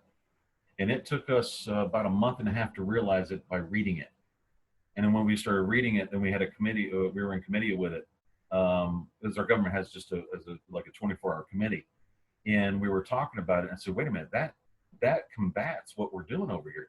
That completely reverses what's happening to us and all of the people taking advantage of it, of their rights, because that's all it is. They're taking advantage of their legal rights and against others and persecuting them, commercial discrimination. They're ousting them. They're treating them like deplorables. Okay, they call them deplorables. There's all kinds of things that they're doing. So that's what we were worried about, and that's what many people that come here are worried about when we bring up the UDHR. So we have to explain it that way. Go back and read it And then you'll see, oh, the United Nations only adopted it. It didn't come from them. And they adopted it at a time. That makes a lot of sense. Yeah, they adopted it at a time where they had just gotten over Hitler, you know, the whole thing there. And Eleanor knew what her husband was getting ready to do, because she knew that he had made a pledge. He pledged everyone out May 5th, 1933. That pledge is where you're having troubles. Because everything, and then that's what sparked off the Declaration of Interdependence in 1976. That's what sparked off the Sputnik National Education Act, the Emergency National Education Act, which allowed college students to get credit directly from the banks for student loans. That's when the debt started going through the roof, and that's when all that stuff started happening. Every bit of it. The whole communist system started really ramping up at that time. Right when Sputnik happened. They created this big emergency that, well, man, we're too stupid and the Russians are ahead of us and we got to get education going and blah, blah, blah. They really racked that up. So go back and read the UDHR. It has nothing to do with the United Nations. And as a matter of fact, the United Nations is subject to it. That's the whole thing. It goes both ways. Does that answer your question, or do I need to get more detail? No, I think that should have answered his question. I'll unmute again if he has anything, or the next question can come up. Anybody else have anything, or did that answer your question, Colin? I have a question. All right. Hello? Who is this? Yes, who is this? Michael. Yeah, Michael in Florida. Hi, Michael. Hi, I got on here kind of late, and I'm trying to figure out what it is exactly his goal is. And if in a nutshell, he could explain that question briefly. My goal. Hello? Yeah, I'm trying to understand Yes, the question. It's not my personal goal. It's the goal of many. I'm just here on the call explaining things and answering questions. It's not particularly my goal. Yeah, I understand that. Okay, I understand that. In other words, what's the... It's a national... Yeah, you have to... The goal is to do what's right. You have to have a national government in order to have a nationality. If you don't have a nationality, you're stateless. We can't have that happen. Yeah. So that's, if you But want to call it a goal. What is the unique? Well, yeah, that's what I'm trying to figure out. I've been around in this movement for going on 31 years, and I've seen a lot of different schemes and ideas and goals and strategies, and I've seen a lot of good innocent people put in jail, and I'm just trying to figure out exactly what it is. You say you're trying to create a nation, a nationality. I guess I'm going to have to visit your website. That's the Government of the United States of America. .international. Or dot international, and the full word spelled out, correct? Correct. And it's not what we're trying to do. We did it. It's already done. What we're doing now is actually just Brian wanted us to come on and talk to him, talk to his listeners, because of the last time that we were on. And we move on. We've had 2 elections. We have over 15,000 connections on LinkedIn, either all over the world or even with Homeland Security and FBI. Who else we got, Tom? Ambassadors. We got a lot of Secret Service, CIA, you name it. Yeah, and those are people that they're not condoning. Okay, they're not saying yes or no. They're just connected to us on LinkedIn. They're not arguing with who or what we're doing. They go in and they read all of our paperwork and they make sure that we're vetted, and they go back and they see what's going on, and we pretty much blow their minds most of the time. But the ones who do know about us, huh? I was going to ask you, what type of structure is the organization? The government itself? Yeah. Whatever it is you have formed, what is the legal structure? We went back. Is it a trust? It's a government. It's the articles under the Articles of Confederation of 1781. It was revamped. It was. What happened was this. I'll just tell you this. The 1781 was laying dormant and abandoned for quite a long time, about 240 years or so. And there was a reason why it was still there. The reason why it was still there is because the Virginia Company took the original seal of 1780. And the original seal was the Treasury of North America. And they've been using it. They used it all the way up to 1968. That's how they got their national currency status. The Virginia Company has been using the national status of the original government to cover the fact that it is a Virginia Company. Been doing that for a long time. When they got rid of the seal, they went off a gold standard in 1971 through Nixon. They had to leave because they couldn't. When they changed the seal. What you're talking to is the original Articles of Confederation of 1781. Our political party, which was the Confederation Party at the time, is now called the North American National Party. We convened and fulfilled the Constitutional Convention that was not fulfilled back then. The reason was when the convention was ordered, the convention was supposed to amend the Articles of Confederation. It said nothing about a completely brand new constitution. They had to amend the articles. Those articles were never amended. So when we formed a political party and convened in a constitutional convention, all the states that particular document recognized were all abandoned. Nobody had been in those states for 200 and something years. So when we did that, we amended it. Actually, we've amended it almost 3 times. The last amendment was August 5th, 2015. All this was published. It was well known. UN knew about it. Federal knew about it. States know about it. Everything. All the representatives knew about it. Then we put in just a little while ago called the first in time, first in right. First in time, first in right doctrine is well known throughout the courts. It's dealing with property, deals with brands, it deals with patents, it deals with copyrights, it deals with everything. First in time, first in right. So if the Articles of Confederation were first in time, then it's first in right. If it was amended properly, like it was originally supposed to be done, then if it was originally done the way it was supposed to be done, we could not have done this.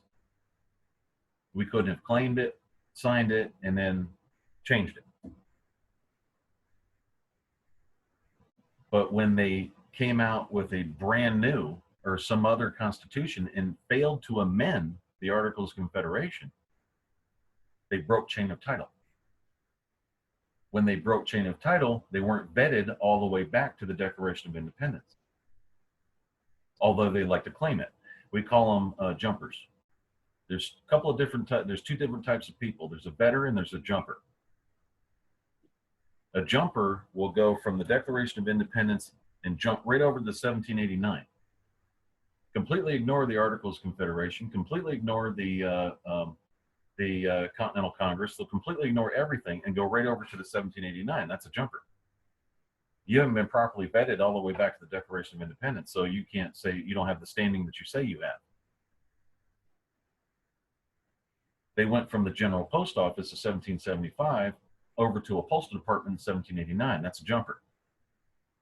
You can't do that. Ebenezer Hazard never had a successor.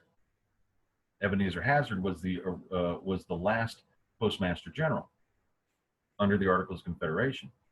That was written right in Benjamin Franklin's ledger.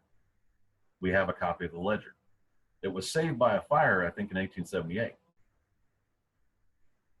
Somebody tried to destroy that ledger because there were certain people that wanted to change history, and they wanted to say that their 1789 was actually attached to the Declaration of Independence, and it wasn't. They even jumped in Marines. When the Marines were started by the Continental Congress, they had to completely change the Marines after 1789. Because why? Because they didn't have the authority to use the original Marines. We're talking about the U.S. Marines today. They're not vetted all the way back to the Declaration of Independence. The Navy isn't either. U.S. military is not vetted all the way back. They jumped. And when you have a jump like that, and when you have a break in your chain, it's illegal as hell. Can't do that. Because that chain was the beginning of a new nation, and it was also the beginning of a new inheritance for the people. And when they broke that chain,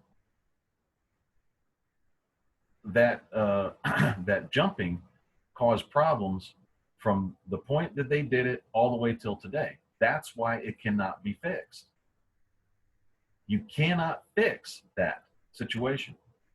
You also cannot fix the fact that you don't have a president of the United States of America, because there's no oath of office for that in the whole document. That's what you missed. You missed some of that when you came on later.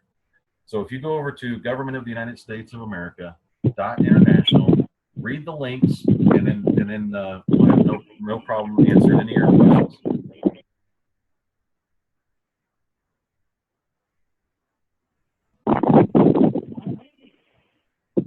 All right, yeah, I think that answered it very well. And to me, what I've seen from what you've done is essentially you've just kind of fixed those links in the chain and set things back up the way they're originally supposed to be set up. And if I recall correctly, you have also sent this not once or twice, but 3 different times to The Hague as well, and there has been no rebuttal on that, correct? That would be correct. So the Netherlands had no issues with it as far as the United States was concerned, because we weren't interfering with what their business is. We weren't interfering with what they were doing. Now, for someone to come out, and many people to come out, by the way, and get your inheritance back to where it's properly vetted, and you can actually, claim your last will and testaments and stuff, that's not a bad deal. I wish somebody had done that for me. I'd say, hell yeah, I'll sign on. Cool. We're good. Absolutely. Absolutely. Whatever you want to Was do. there somebody else that had a question?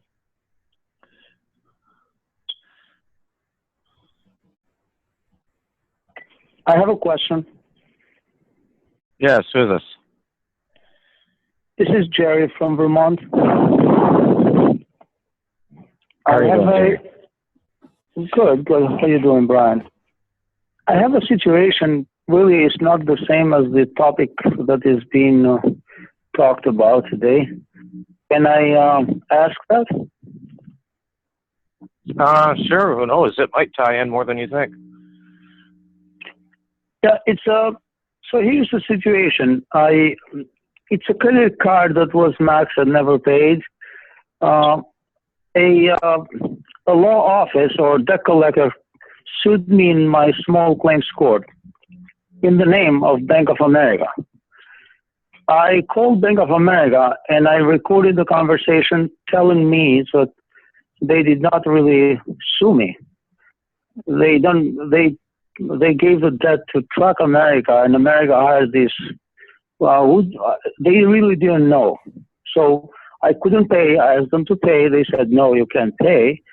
And I asked them to, if you sued me, and they said no. So I wrote a affidavit. Now, when I answered the question to the court, I sent this affidavit to the law office or to the debt collector. Then they didn't answer, of course. Then I decided to counterclaim. But I made a small mistake. On the counterclaim, I didn't really put the name of Bank of America in it.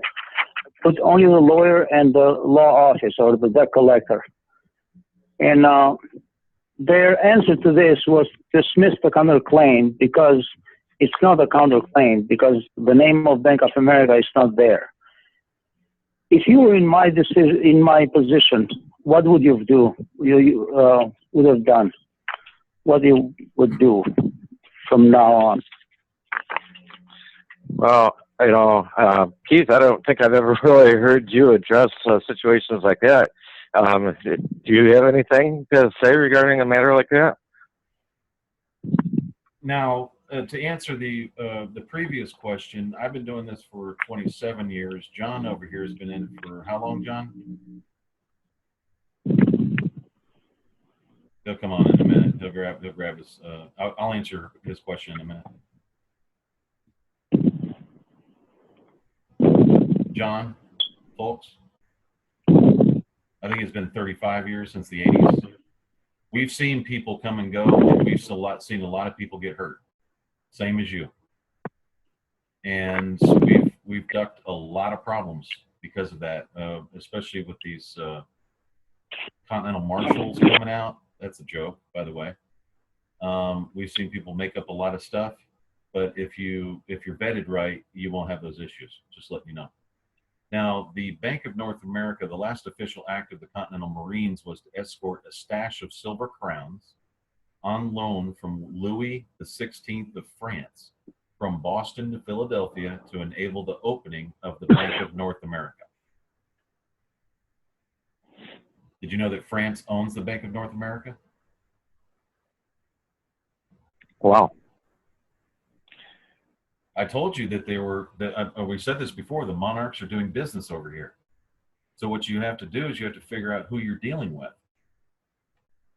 So you went in, you got a Bank of North America credit card, not realizing that you were actually involved in an international contract with a foreign king. France has its own king. Spain has its own king still today. Their government is just the king's government. So what I would do is I would go and write a letter to the King of France. That's what I would do. You asked a question a minute ago, Keith, and I had stepped out for a minute. Yeah, how long have you been doing this? Involved in this? I started in '83. Okay. That's 1983 now, not 18. So yeah, we've seen people come and go. Yes, we can tell you right up front when people are going to get in trouble and when they're not. We know it within 5 minutes. We look at whatever they're doing. It's like, oh, they're going to be in trouble here in just a little while. They'll be arrested soon. When we had no issues because the Continental Marshals tried to come to us to get them to validate them, and we said no, because they tried to get us to say that, well, we have an oath to the people. I said, where's your charter? And I said, I'll tell you one thing, U.S. Marshals are not going to like what you're doing. Trust me on that. And within, that was 5 months ago. I said, within 6 months, these guys are going to be sitting in jail. And they are, because they trespass. Yep. That like in the latter part of 212, we sent a document to The Hague over at the International Criminal Court. And they said it was out of their jurisdiction. About a year later, we resubmitted another one over there, and they said they had already answered that question. And their answer actually at that time says, we recognize your jurisdiction. I hope you recognize ours. And that was the first reciprocity, that we won't step on you if you don't step on us, and that's how it operates. That's correct. But you know what? Yeah, we got so many that falls. With these debt collectors, I had that validation before and later, and the account that they're suing me is different from the real Bank of America account. It's a different account. So really, it's like so my counterclaim was really good, but the only mistake I didn't include Bank of America on the title. Okay, well, like we said, the very first thing you do in any situation is vet it. Find out who you're dealing with. That's what we're telling you. That's the very first approach on anything. If you see something that's weird and something's changing and something's doing this and something just doesn't seem right, you've got to go back and do your research to find out, first of all, who is Bank of North America, who owns it. Then second, who got involved and who represents it? Where's their registered agent? Is this a private company or private membership association? Do you guys have a trustee? Do you have a president? Who are you guys? Are you registered with Delaware? Which means if you're registered with Delaware, that means you're registered with DOD, Department of Defense. So is that the reason, what are you guys doing? I don't understand what's happening here. So when you do your own research all the way back, the very first thing you do is vet out who is who. And then second, you vet out yourself. And what I mean by that is, do you guys know, or have you seen any last will and testament from any of your family? One last will and testament. I know I haven't. No one sees it. Where did it all go? No one has a last will and testament from their grandfather in 1750. Where did all that go? Mm-hmm. If you can't bet it, now you have to understand your positions, and then what we call a legal structure. What is your relationship with the Bank of North America? How are you looked at upon them? What does their charter recognize you as? Are you a consumer? If you're a consumer, where are the rules on consumers? And was it in the original contract when you signed that? That's where you come back on it with the third-party debt collector up there, that you didn't contract with that man. You didn't borrow any money from him. The bank themselves or the credit card company. And if it's a credit card company, the credit card company actually borrowed the money from Bank of America. So therefore, you're not dealing with Bank of America either. If Bank of America wants your money, they have to go back to the credit card company. This comes under a third-party interference in a private contract. Exactly, and that's why that's why you have to vet out your parties and all that. Now, okay, very first thing you don't do is, I'm going to lien you. Don't do that. Don't mess around with the judge. Don't mess around with the prosecutor. Don't mess around with anything. Find out what you're dealing with first. Then you'll know what right you can assert, what you can enforce. But if you got into a real messed up deal, a messed up contract, because a lot of them are done. I mean, most of these guys are freaking drunk when they're writing them, by the way, because they're horribly written, and they're normally not even complete. So take a look at that area first before you start freaking out, calling yourself man on the land. I'm a living being, and you suck. Okay, before that happens. I was dealing with a credit card that belonged to somebody else here not long ago. And the third party kept coming back and trying to get a response from them. And I simply wrote it back up there, said you're a third party debt collector. No money was borrowed from you, and I'm not contracting with you now for under any circumstance. And sent it back, and about 3 months ago, hadn't heard a word from them since. But that doesn't work for everybody. That's correct. It doesn't. But Yeah. you got to run your chain of command to get everything linked back together. to know what you're talking about when you make a statement.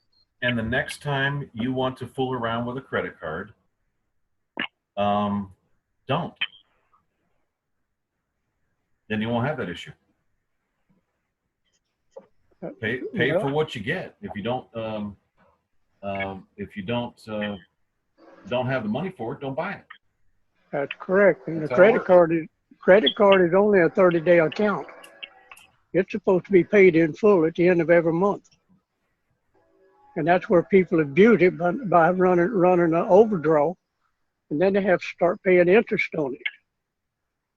And once you start paying 25% interest on it, there's no way to ever get caught up, unless you just quit using it and get it paid out. Go ahead, Keith. I was done. I said, that's my last statement. If you don't have the money for it, don't buy it.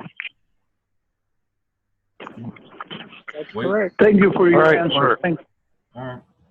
All right. Do we have anybody else? We're getting close to that 2-hour mark. Yeah, we are.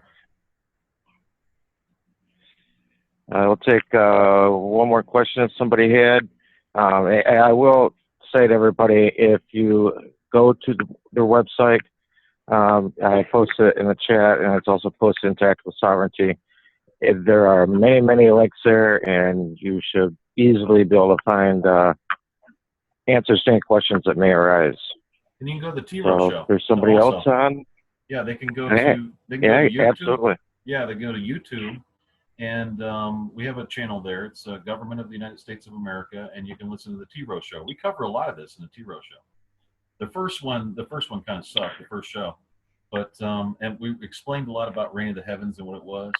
And there's a lot of information on that if you're real interested. One individual was talking about Yahweh when he was on here, when he first came on here. He would be very interested in the Reign of the Heavens. Once he knows what that is, you'll never get him to stop talking about it.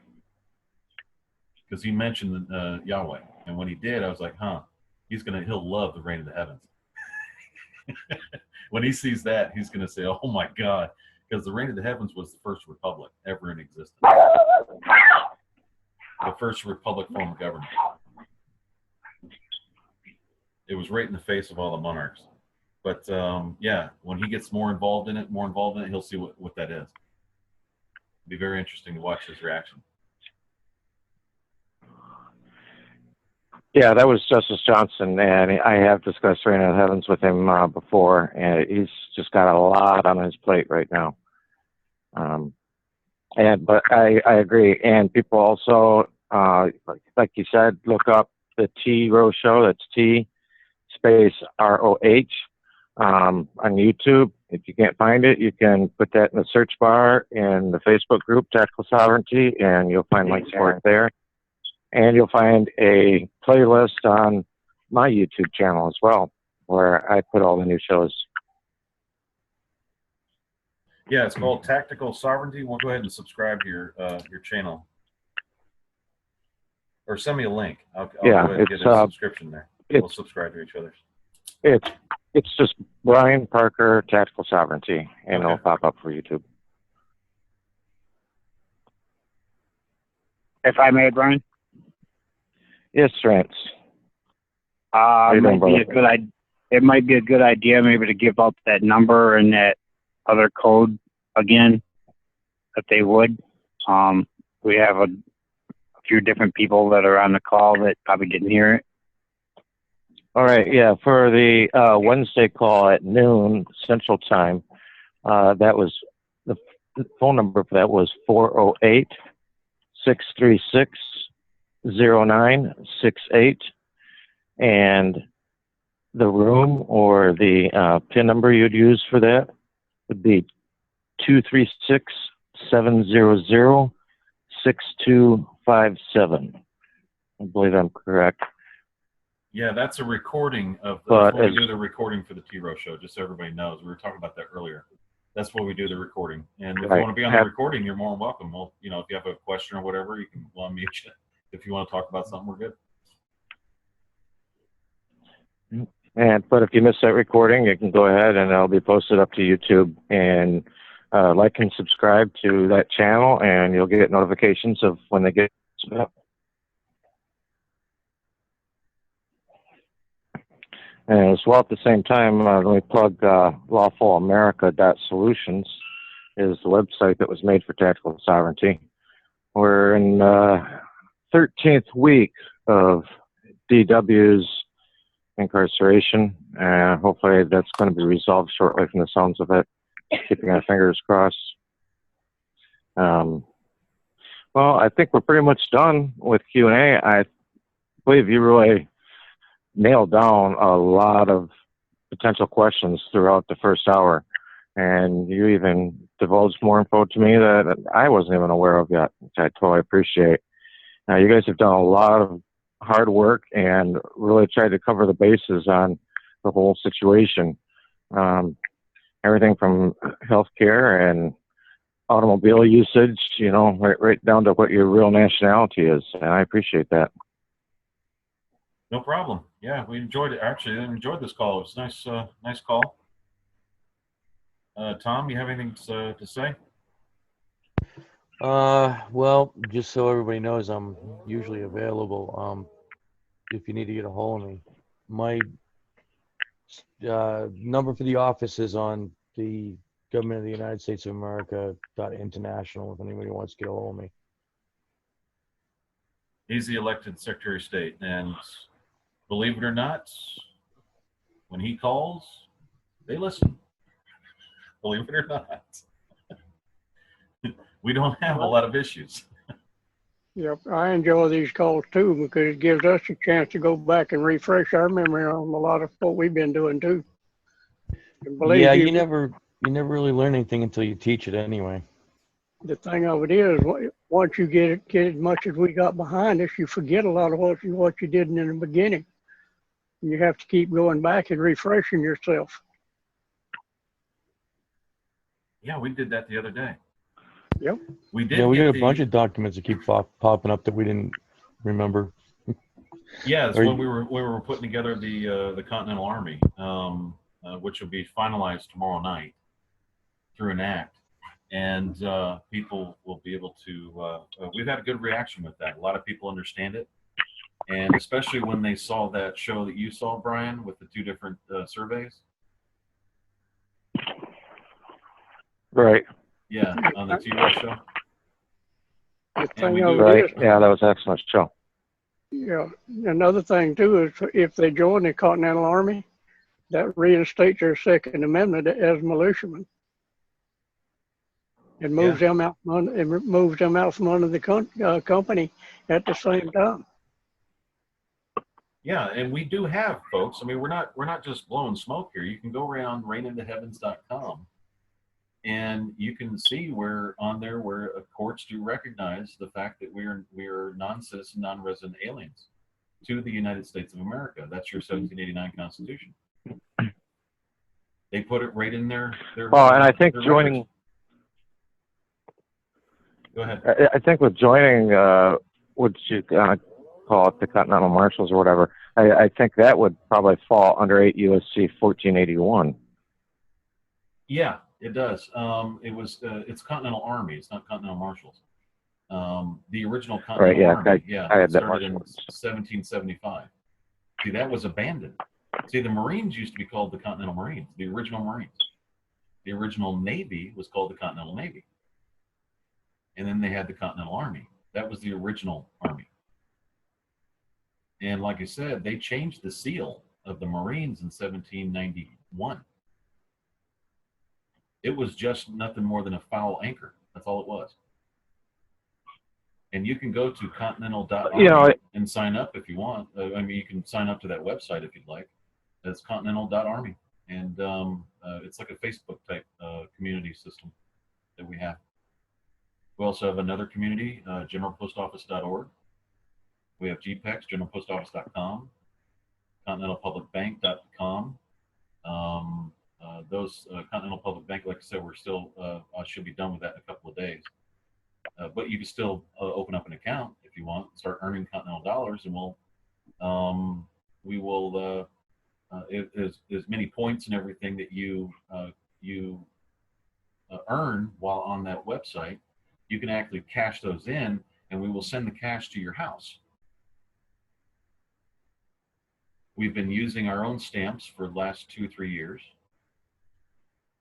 It was funny when people saw that. They said, well, you guys, they thought it was a big deal that you've been using, we've been using our own stamps for a long time. We paid the IMF off. It was $6,000 that we had to pay the IMF to pay off that bill, because we used up $6,000 of stamps. We sent that over to them. The money itself is, in fact, legal, and they do recognize that. We've had 2 issues with 2 banks, and that's about all right now. We're not saying that the banks accept them in there because of the global New World Order system. We're not in that. We're not in that system. However, they do have to accept it to a certain extent. Keith, Yeah. just to reiterate on that too, we've had this crazy Native American that's been going around, and for some reason he's able to exchange them. He's done it. He's done it in the supermarket called Ingles grocery store. I'm not sure. I've never seen it. I don't know if it's grocery store or what, but it's Ingles either way. It's down south. And then there's, let's see, he did it at a gas station, and he also did it at the toll booth between Michigan and Ohio. The guy came out and he looked at it and he says, "Yeah, I've seen those before. It's legal." And they took it. Now, the Continental Army, it is legal for U.S. citizens to join a foreign army. You can go to generalpostoffice.international, spelled out. You say sign up for the Continental Army and read the document. Read what's there before you sign up. It has a link to what the company says about it, what the Virginia company says about that, and all the legalities and everything else. Then you can make your own decision on what you want to do. It's a volunteer army. It's in its infancy, so it's just about to get put into an act on Monday night, tomorrow night. That's when we have our National Assembly. We have to go over the act and everything and get everything finalized. We brought forward the Articles of War, and that's called today. The Articles of War would be what you would look at as UCMJ, what you would see UCMJ as. So there's absolutely nothing illegal about it, and we've checked it all out all the way back. And it does, in fact, if you can do it without relinquishing your United States citizen, or you can do it with the intent to relinquish your U.S. citizen. And there will be an oath that's involved. I think it's a 3-year. We're going to make it 3 years. But that doesn't mean that you're going to have to go to, that you're going to have to go to basic training and all that. We have a different setup. I was just talking to a guy from Switzerland 2 days ago, and I asked him how Switzerland has theirs set up. And what they did was they don't have a standing army. So what they do is every male over the age of 18 has to go into the army. They go through their basic training. And then what they do is you go home, you have the government issued rifle, you have your rounds. I was checking what John had read about it, and I did get that directly from somebody from Switzerland. By the way, he was a governor over there. And I'll show you what he wrote, John. And he says that they do have to do certification every year. So they're inducted into the military their whole lives. I think there's 8 million people in Switzerland, and every male is in the military. The thing of it is that wow, that is amazing. There's one man that I talked to over there. His son's rifle was at his house. His rifle was at his house. His grandfather's rifle, his father's rifle was at there's 5 different generations still have their government issue weapons at home. And they is required they hold it a minimum of 1,000 rounds for each weapon they got. Now they're full autos and they're big stuff. They keep that in an armory, but they're scattered all over the country. Right. Their philosophy is if they ever get invaded, they only have to shoot once from their porch, That's it. And just pick up their rifle, step outside, fire one round, and go back to work. Somebody said, if there's over 8 million man army, he said, what are you going to do? He says, fire 2 shots. That's how they think. And I think the guy I was talking to was a little anti-gun. I think he was, because he said there's violence in Switzerland. I said, well, there's always going to be violence in Switzerland, man. He said, there's violence everywhere. And he started laughing. But he did verify that, yeah, in fact, that's what happened. I think that's how we're going to set up the Continental Army.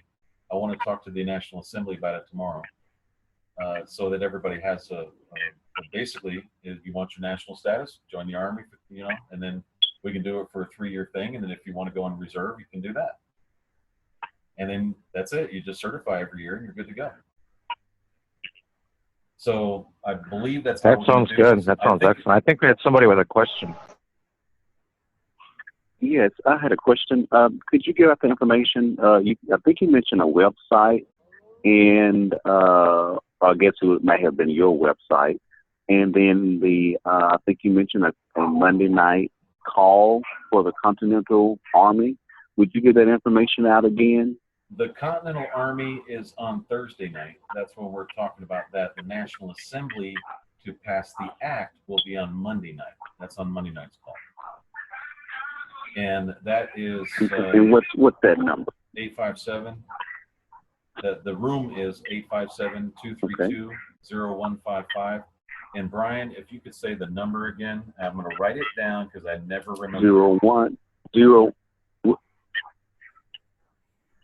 Was that 0155, the last part?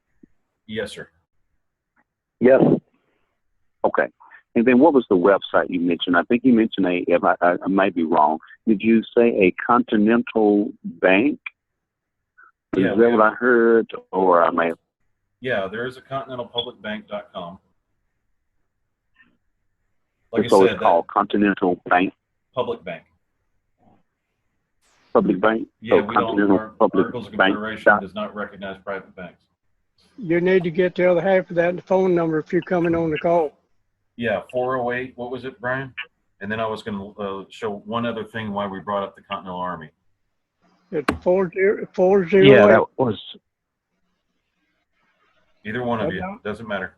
408. Okay. Go ahead. 408-636-0968. Nelson, correction. It's 638. 638. Oh, it's 638. 638-0968. Oh, okay. Let me go back then. So it's 638. What was the rest again? 0968. 0968. Yep. Okay. Get now, it. Okay. Just making sure. Thank you.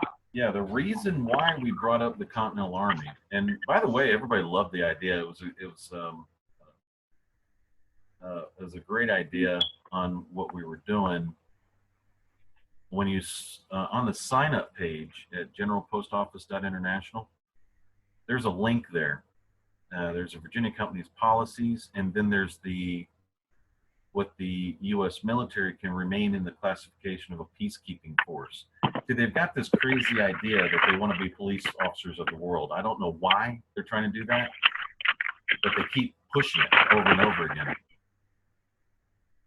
Now, what we did is on page 6 on one of the links, we can show you what happened back in, and this is off of published by the Office of the Armed Forces Information Education Department of Defense. Okay, and this is called the U.S. Fighting Man's Code. And it was passed they published this in 1955. And this was just after the Bar Treaty that we talked about an hour earlier. This will be the last thing. I'll go ahead and get off because I know you're running on 2 hours here. But on the page 6, and the link is there, you can open it up for yourself and read it. It says, and then too, the United States must constantly be aware of her high position of world leadership. That was self-appointed, by the way. And the code we propose must consider the standard of the Ten Commandments and of our Constitution, as well as our pledge to the United Nations. So the U.S. military is under a pledge to the United Nations. That pledge was put in by Roosevelt in '33. And on the T-Row show, we go into the Roosevelt pledge and what happened back then.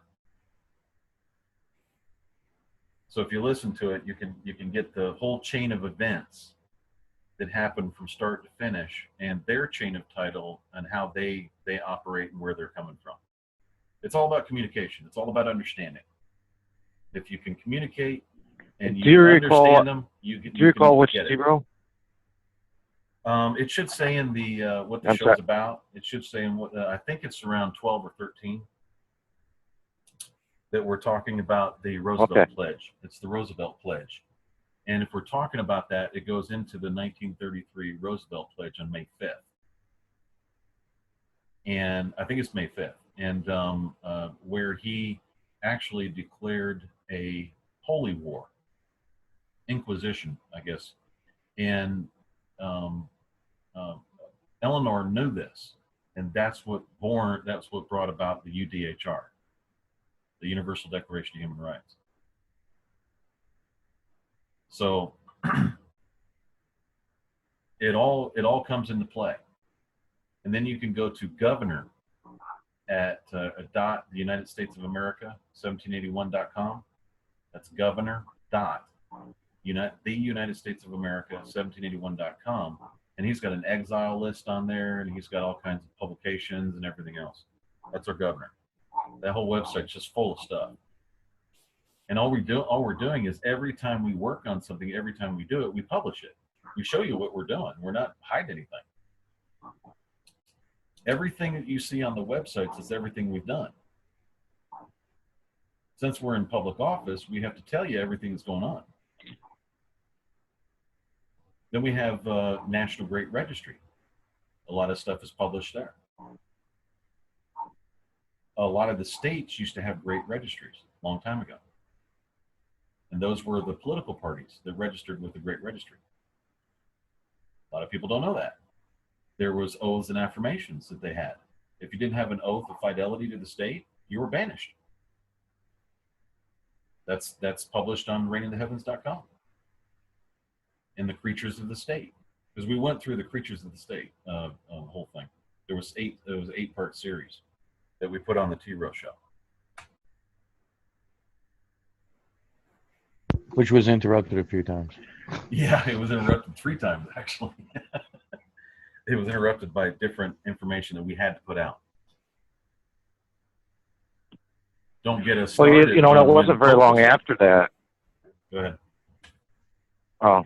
Yeah, I was going to say, no, it wasn't very long after that, like 12 years later. I think it was December 9th of 49 that Congress relinquished all offices to the UN.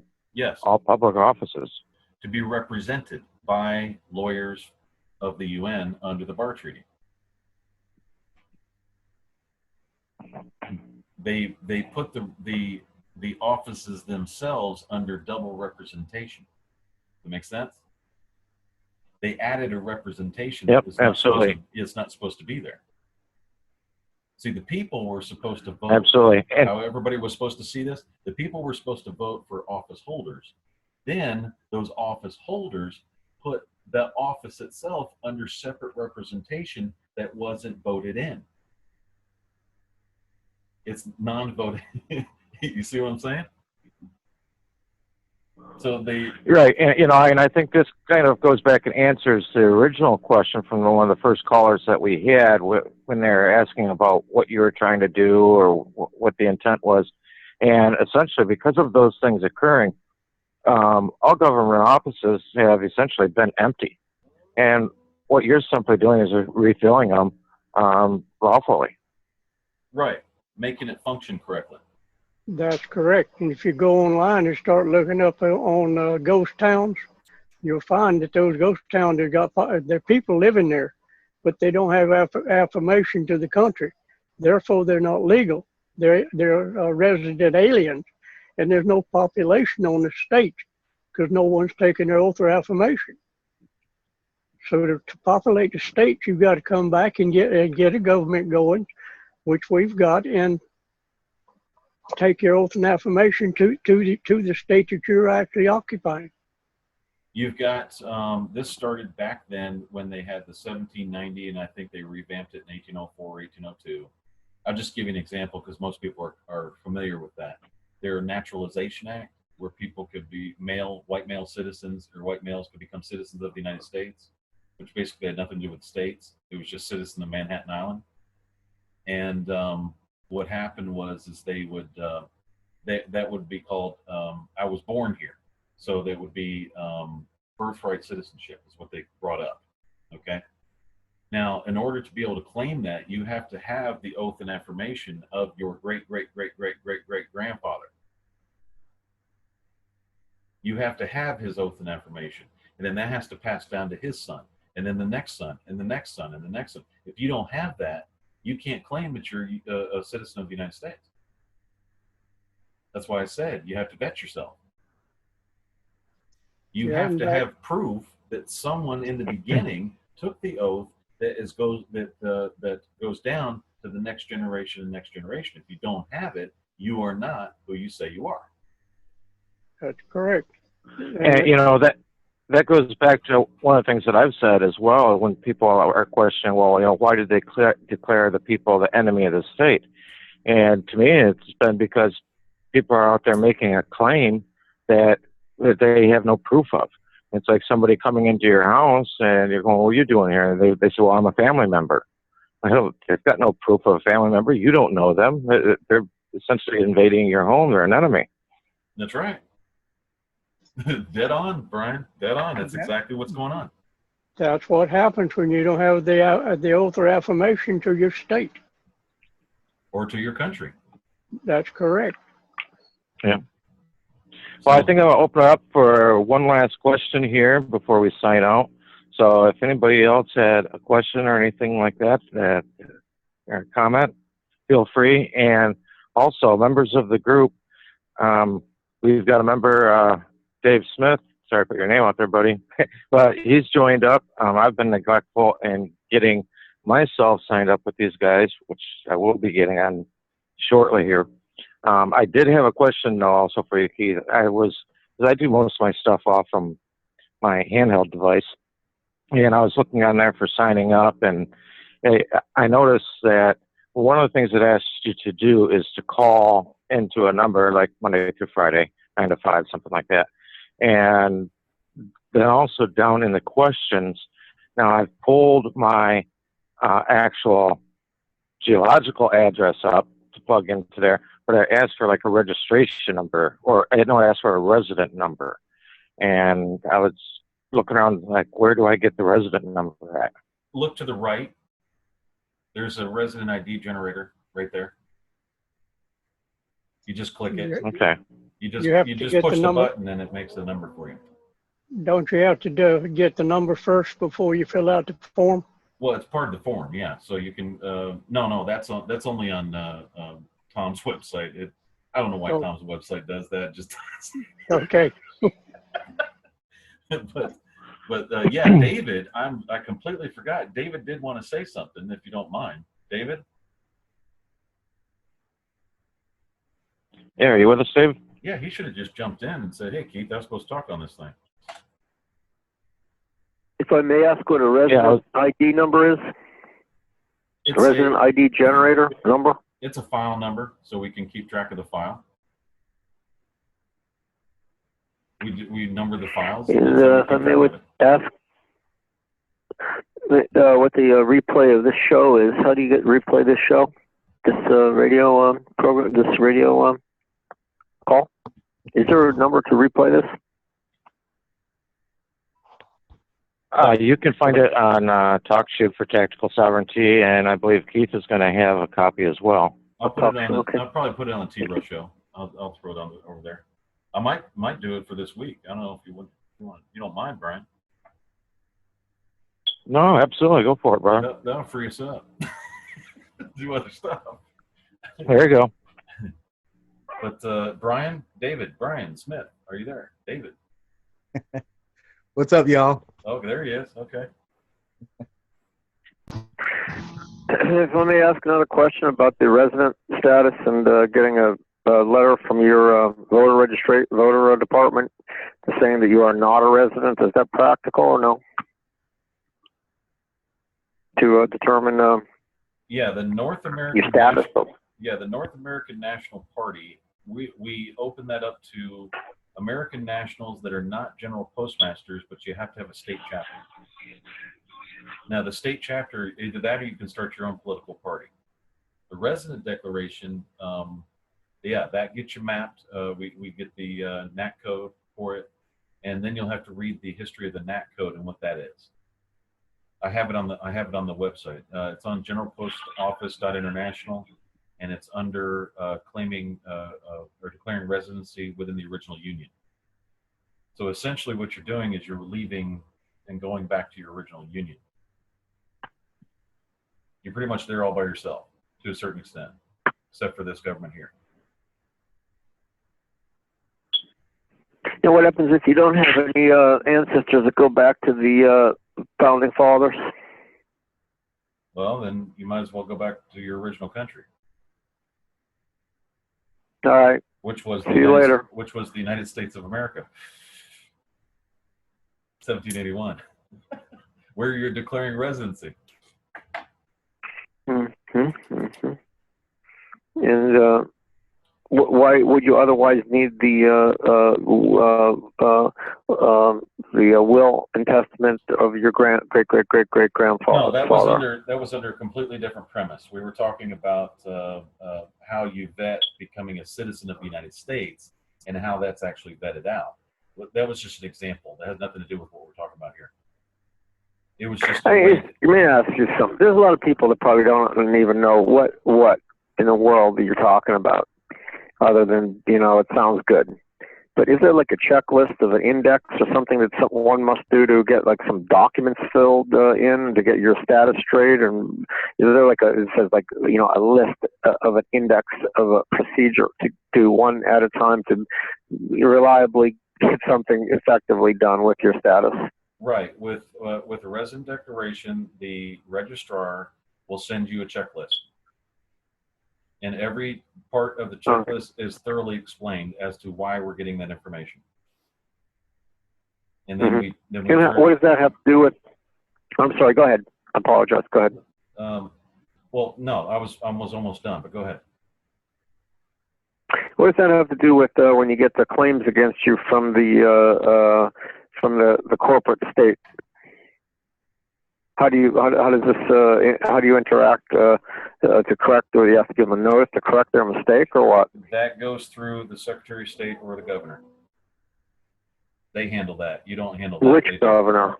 Our governor here. The governor of the well-known governor of your state, or the governor of the alternative state, of the true de jure state? No. Tom Gowdy or Stu Ronaldson. That's the governor, and Tom Gowdy is Secretary of State. It goes through this government. We handle that. Government. I thought you said the governor. Yeah, the office of the governor, or the governor. Or the office of the Secretary of State. You have to get used to working with the government again.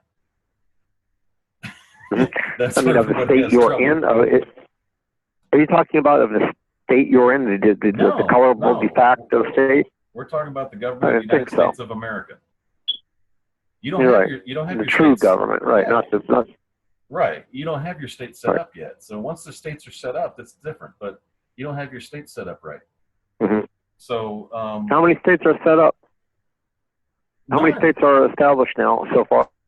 None. How many? None. No. Okay. They're all sitting in trust right now. Is Mr. Trump going to help with this at all, you think? Well, look what he just did to Syria. Does that tell you something? I don't know. Everybody makes mistakes. Yeah, that was a big one. The biggest one. If I may. when he makes a mistake, he does it very well. David? If I may, Brian? Yes. No, this is Dave in the Thumb. I was listening to a radio show today called the Susan Lindauer Report, and there was a guy from Syria on there, and he said that only 3 of those missiles actually hit the target. The rest went into the Mediterranean. They were 30-year-old missiles, and radio frequencies control them, and they jammed the systems, and none of them hit. And I'm wondering if that wasn't part of the plan. You know, they really didn't want to hit. He didn't really want to hit anything. And he wanted to get rid of those 60 missiles, you know, to clean out the inventory. But I don't know. It was pretty interesting. Truth Frequency Radio, Susan Lindauer. Pretty good show. It's on every weekend, Saturday and Sunday. Check it out. I yield. Oh, that was a plug for the Lindauer show. All right. Dave Smith, were you with us? Yeah, I'm still here. All right. And yeah, I know you've joined up with these gentlemen and everything. Did you have anything you want to say? Well, I didn't prepare speech, but I will say that the most important thing that I've found, and if you guys don't mind me going back a little bit, I was on the show where Keith and Tom and Stu and the guys were on the first time. I think it was late January, like that, on your call on Sunday. Right. And since then, I have been putting all my energy into that, into researching that government. In fact, that day, the first call, I spent all of that Sunday before the call just listening to the T-Row shows, and Our Journey to Independence on YouTube is another video series, audio series that they put out. But I've found that everything they say, everything they publish is the truth. I mean, and they prove it. So I can't stress the importance of due diligence and knowing who you are. Those are the 2 most important things that I've found. You know, I spent a little bit over a year on the judges and marshals calls. You know, marshals calls on Tuesday, judges calls on Wednesdays, and all that. And I'm not trying to demean anybody or tear anybody down, but I found no remedy with those people. It was even stated on a few of those calls that those people were just throwing whatever they could against the wall to see what would stick. Well, that's not good enough. You know, this nation is better than that, I think. So with that said, I have found what I was looking for with this government. The key to the success of this government, in my opinion, is what you put into it. So if you expect this government to do everything for you, it's not going to work. It's got to be based on what you choose to put into this government is what you're going to get out of it. And another fact is all the information is free. There's so much to go through, so much. And I spend just about every day at least researching one article or one topic with these guys, and they put everything out there. Everything is free, and it's just amazing what you'll find, you know. And the depth that they go into, you talk about root cause analysis, these guys got it. So that's all I had. And we didn't pay him to say that. Oh, thanks, Dave. Because the pay is horrible around here, I'm telling you. I think he's just trying to give somebody No, and that's not blowing smoke up anybody's ass either. That's what I found to be the truth. Is, you know, I've been researching for about 2 years now, not as long as anybody on this call for any means, but in my 2 years, I've gone down a lot of rabbit holes that led me to dead ends, and some were in desperation. Okay, that doesn't work. You can't work in desperation effectively. You have to calm down. If you can, find a place to hide for a little bit if you're in trouble with the de facto, until you know, one, who you are, and two, find somebody that can help you. And that's what I found. Gail says it well. She has a call on Tuesday nights, and it's just a question call. You can ask any questions you want on her call, and it's on this one here, 857-232-0155. It starts out, I think it's 8 Central, and she has a call, and you can come on there and ask any question you want, whatever you want to do. Basically, anything happens on that call. And she said it's best to run, not if you're running from something, that normally doesn't work here. If you're running to something, it does. It works, everything's great. But if you're running from something, it just doesn't work. Because once you stop running from something, once that problem is resolved, which normally they are, then you just go away. And you wait till the next problem comes up that you caused for yourself. So that's defining what David is saying. What you put into it is what you get out of it. It all comes back to intent. Mm-hmm. Absolutely. Mm-hmm. If you're just trying to get out of well, a ticket, and you know, and yeah, right, exactly. And what David said is exactly what my gut has told me about this government, and that's why you guys are on a second time. So I guess we have gone well over the 2-hour mark now. So I want to thank you guys for being here, and I'm sure you'll be back again.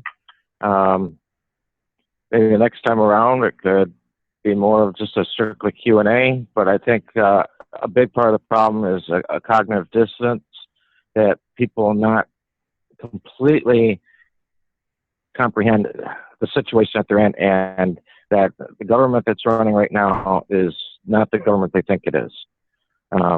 The Clearfield Doctrine even spelled it out, that a corporation cannot be a government. Bottom line.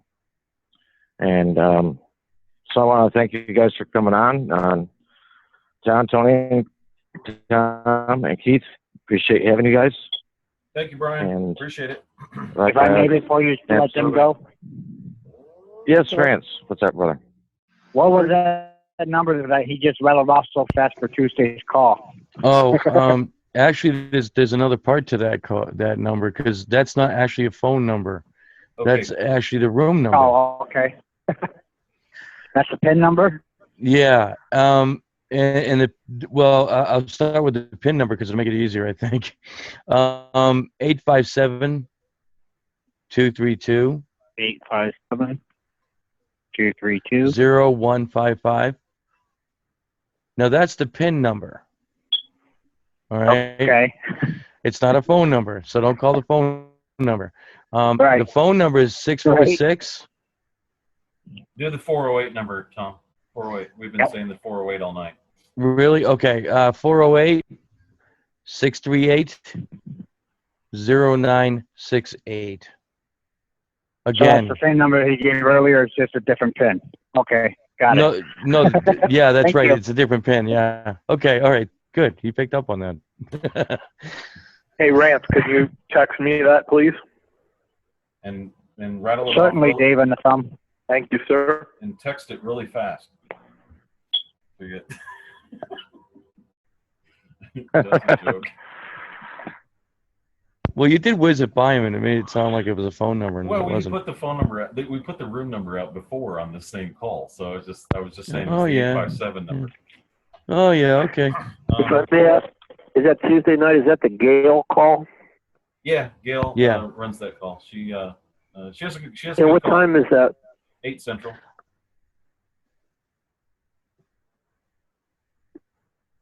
Even after the call is over, people stay on there until midnight talking. Yeah, Dave can be a testament to that one.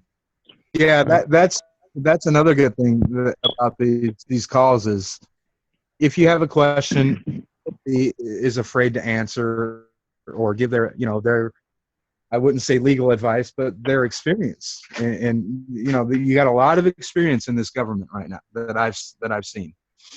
Years of experience, and to me it's priceless. I know I don't ask a lot of questions on these calls. I choose to listen for now. But that's just because I'm a firm believer in due diligence. You have to do your own research. You have to. It's so important. That and knowing who you are. If I may ask a question, this United States of America government organization, how do they interact or associate in any way with the Union States project? Are you familiar with the Union States people? Where the goal is establishing delegates for the 13 original states? And is there any association between those groups? We don't associate with those. Your group. We don't associate with them. And the Union States.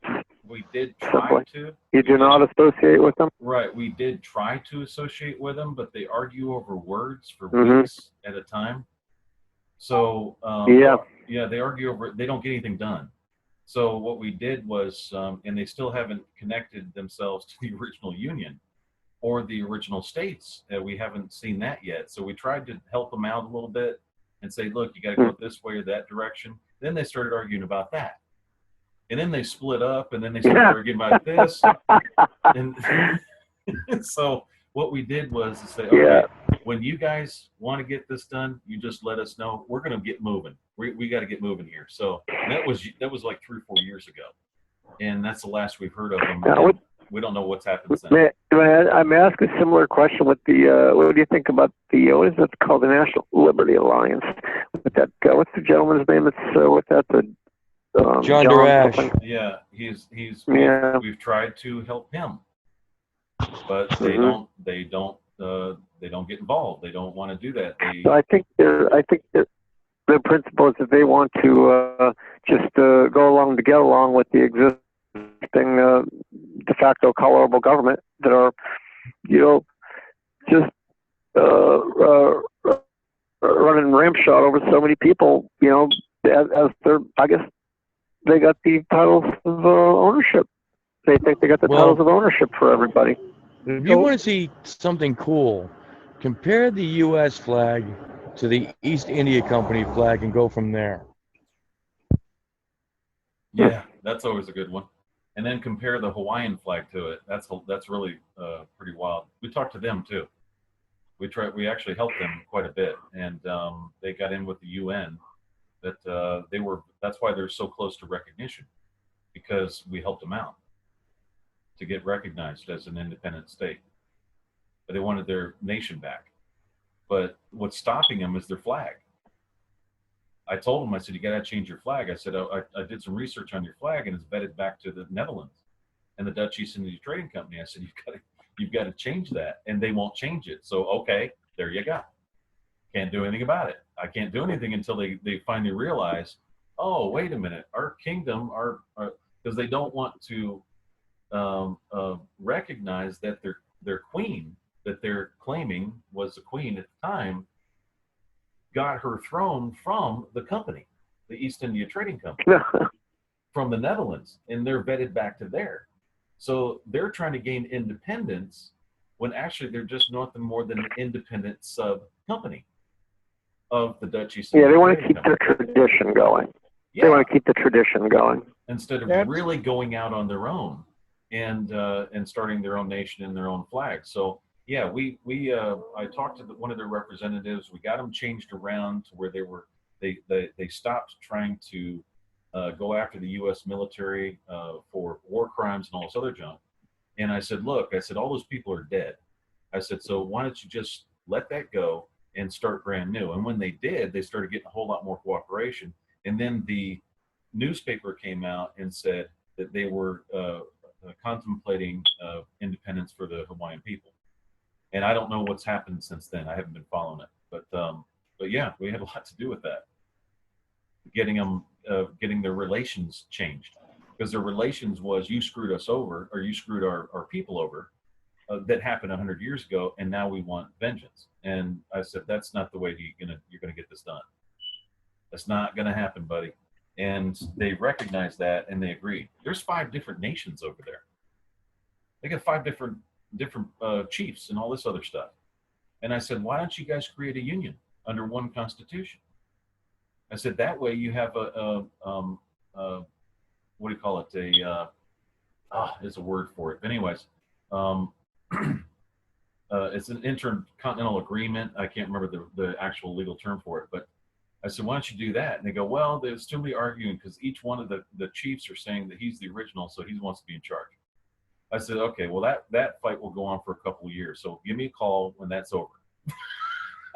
I told them that. Give me a call, and then we'll work on something else, and we'll go forward from there. So yeah, they just have us all infighting, and when you have that, you don't get anything done. If I may ask a question. Keith, did you know you can bet that flag, the red, white, and blue?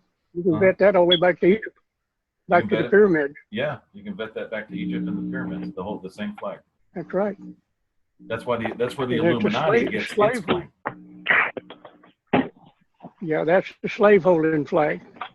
That's where the Illuminati gets its claim from Horus, the Eye of Horus, and all that. Y'all didn't realize that you were under. If I may ask, go ahead. That's pretty interesting. But I got to ask a practical question regarding the title of ownership for the persons, the U.S. citizens. How do you rectify that with the authenticated birth certificate? Okay, we know that's for a non-human entity. The birth certificate, there's no human name on there. Right? Yeah, that doesn't work. That's total farce. That's the whole authentication of the birth certificate. I don't know who came up with that, but you haven't signed it. You didn't sign it, so you wanted to authenticate it for whatever reason. I don't know if you're trying to get chain of title or what people are doing. Do they in fact have an account? Do they in fact have birth certificate accounts with a lot of money in? No, not even close. If there was any money in it, if somebody else created the account, therefore you won't be able to write a check on it. Yeah, there's no account. Yeah, I know that, but I thought there was some kind of I forgot, like the acronym that you look it up, and some people look theirs up, and they stated that they had like over $1 billion in these accounts. I know they're churning them. Sure. I know their securities. I know the one lady, Carol, she checked on these documents for her grandson, 3-year-old grandson. He had 95 felony. I think it was 95 felonies. Yeah, and she's on our website. Yeah, I know exactly what you're talking about. We talked to her for quite a while. So what's the deal with that? I'm wondering what are they doing with all that? Are they generating money for that? Or is there money? There's money involved. Money involved with that, with those birth certificates. Well, you've heard of money laundering, right? Yeah. Well, it's organized crime. That should give you an idea what that's all about. Where do you think all that money's going from Afghanistan poppy fields? For the what? For the Afghan poppy fields. Didn't hear what you said. Yeah, why do you think the military's there? They're not there to free Afghanistan. They don't care about Afghanistan. They're there to protect the poppy fields. That creates the heroin.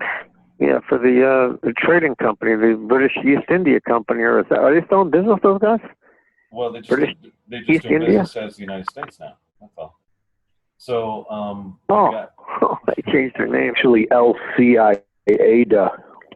But you got this was right on the federal news one time. We really got to get off here because we're way over time here. but they were on the news. When the military got there, they were running 1,800 tons.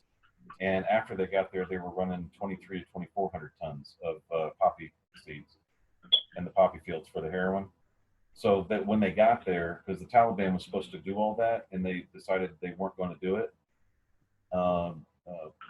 they weren't going to protect the poppy fields, and so they had to send the U.S. military over there to secure all that, so that they could get the production running again.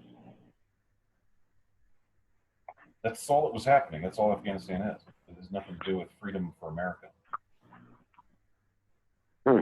Yep, that's absolutely true. And if anybody wants to go online, you can go online and look up the heroin epidemic in America and look at how the numbers rose after we went over there. Mm-hmm.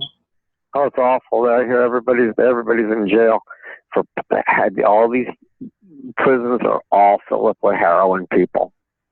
Jail and everything's heroin clients, heroin trustees. Yeah, and the cemeteries are filling with heroin overdoses. Yeah, you know why that is? Children. A practical point, those did you ever read poppy seeds? Well, you can buy them by the pound. Guess what kind of poppies they come from? They're all opium poppy seeds. All those poppy seeds. Poppies. Well, poppies. Yeah. Well, let's wrap this up. Hey, guys, I appreciate having you on. Yeah, rants. I know. I guess I owe you one.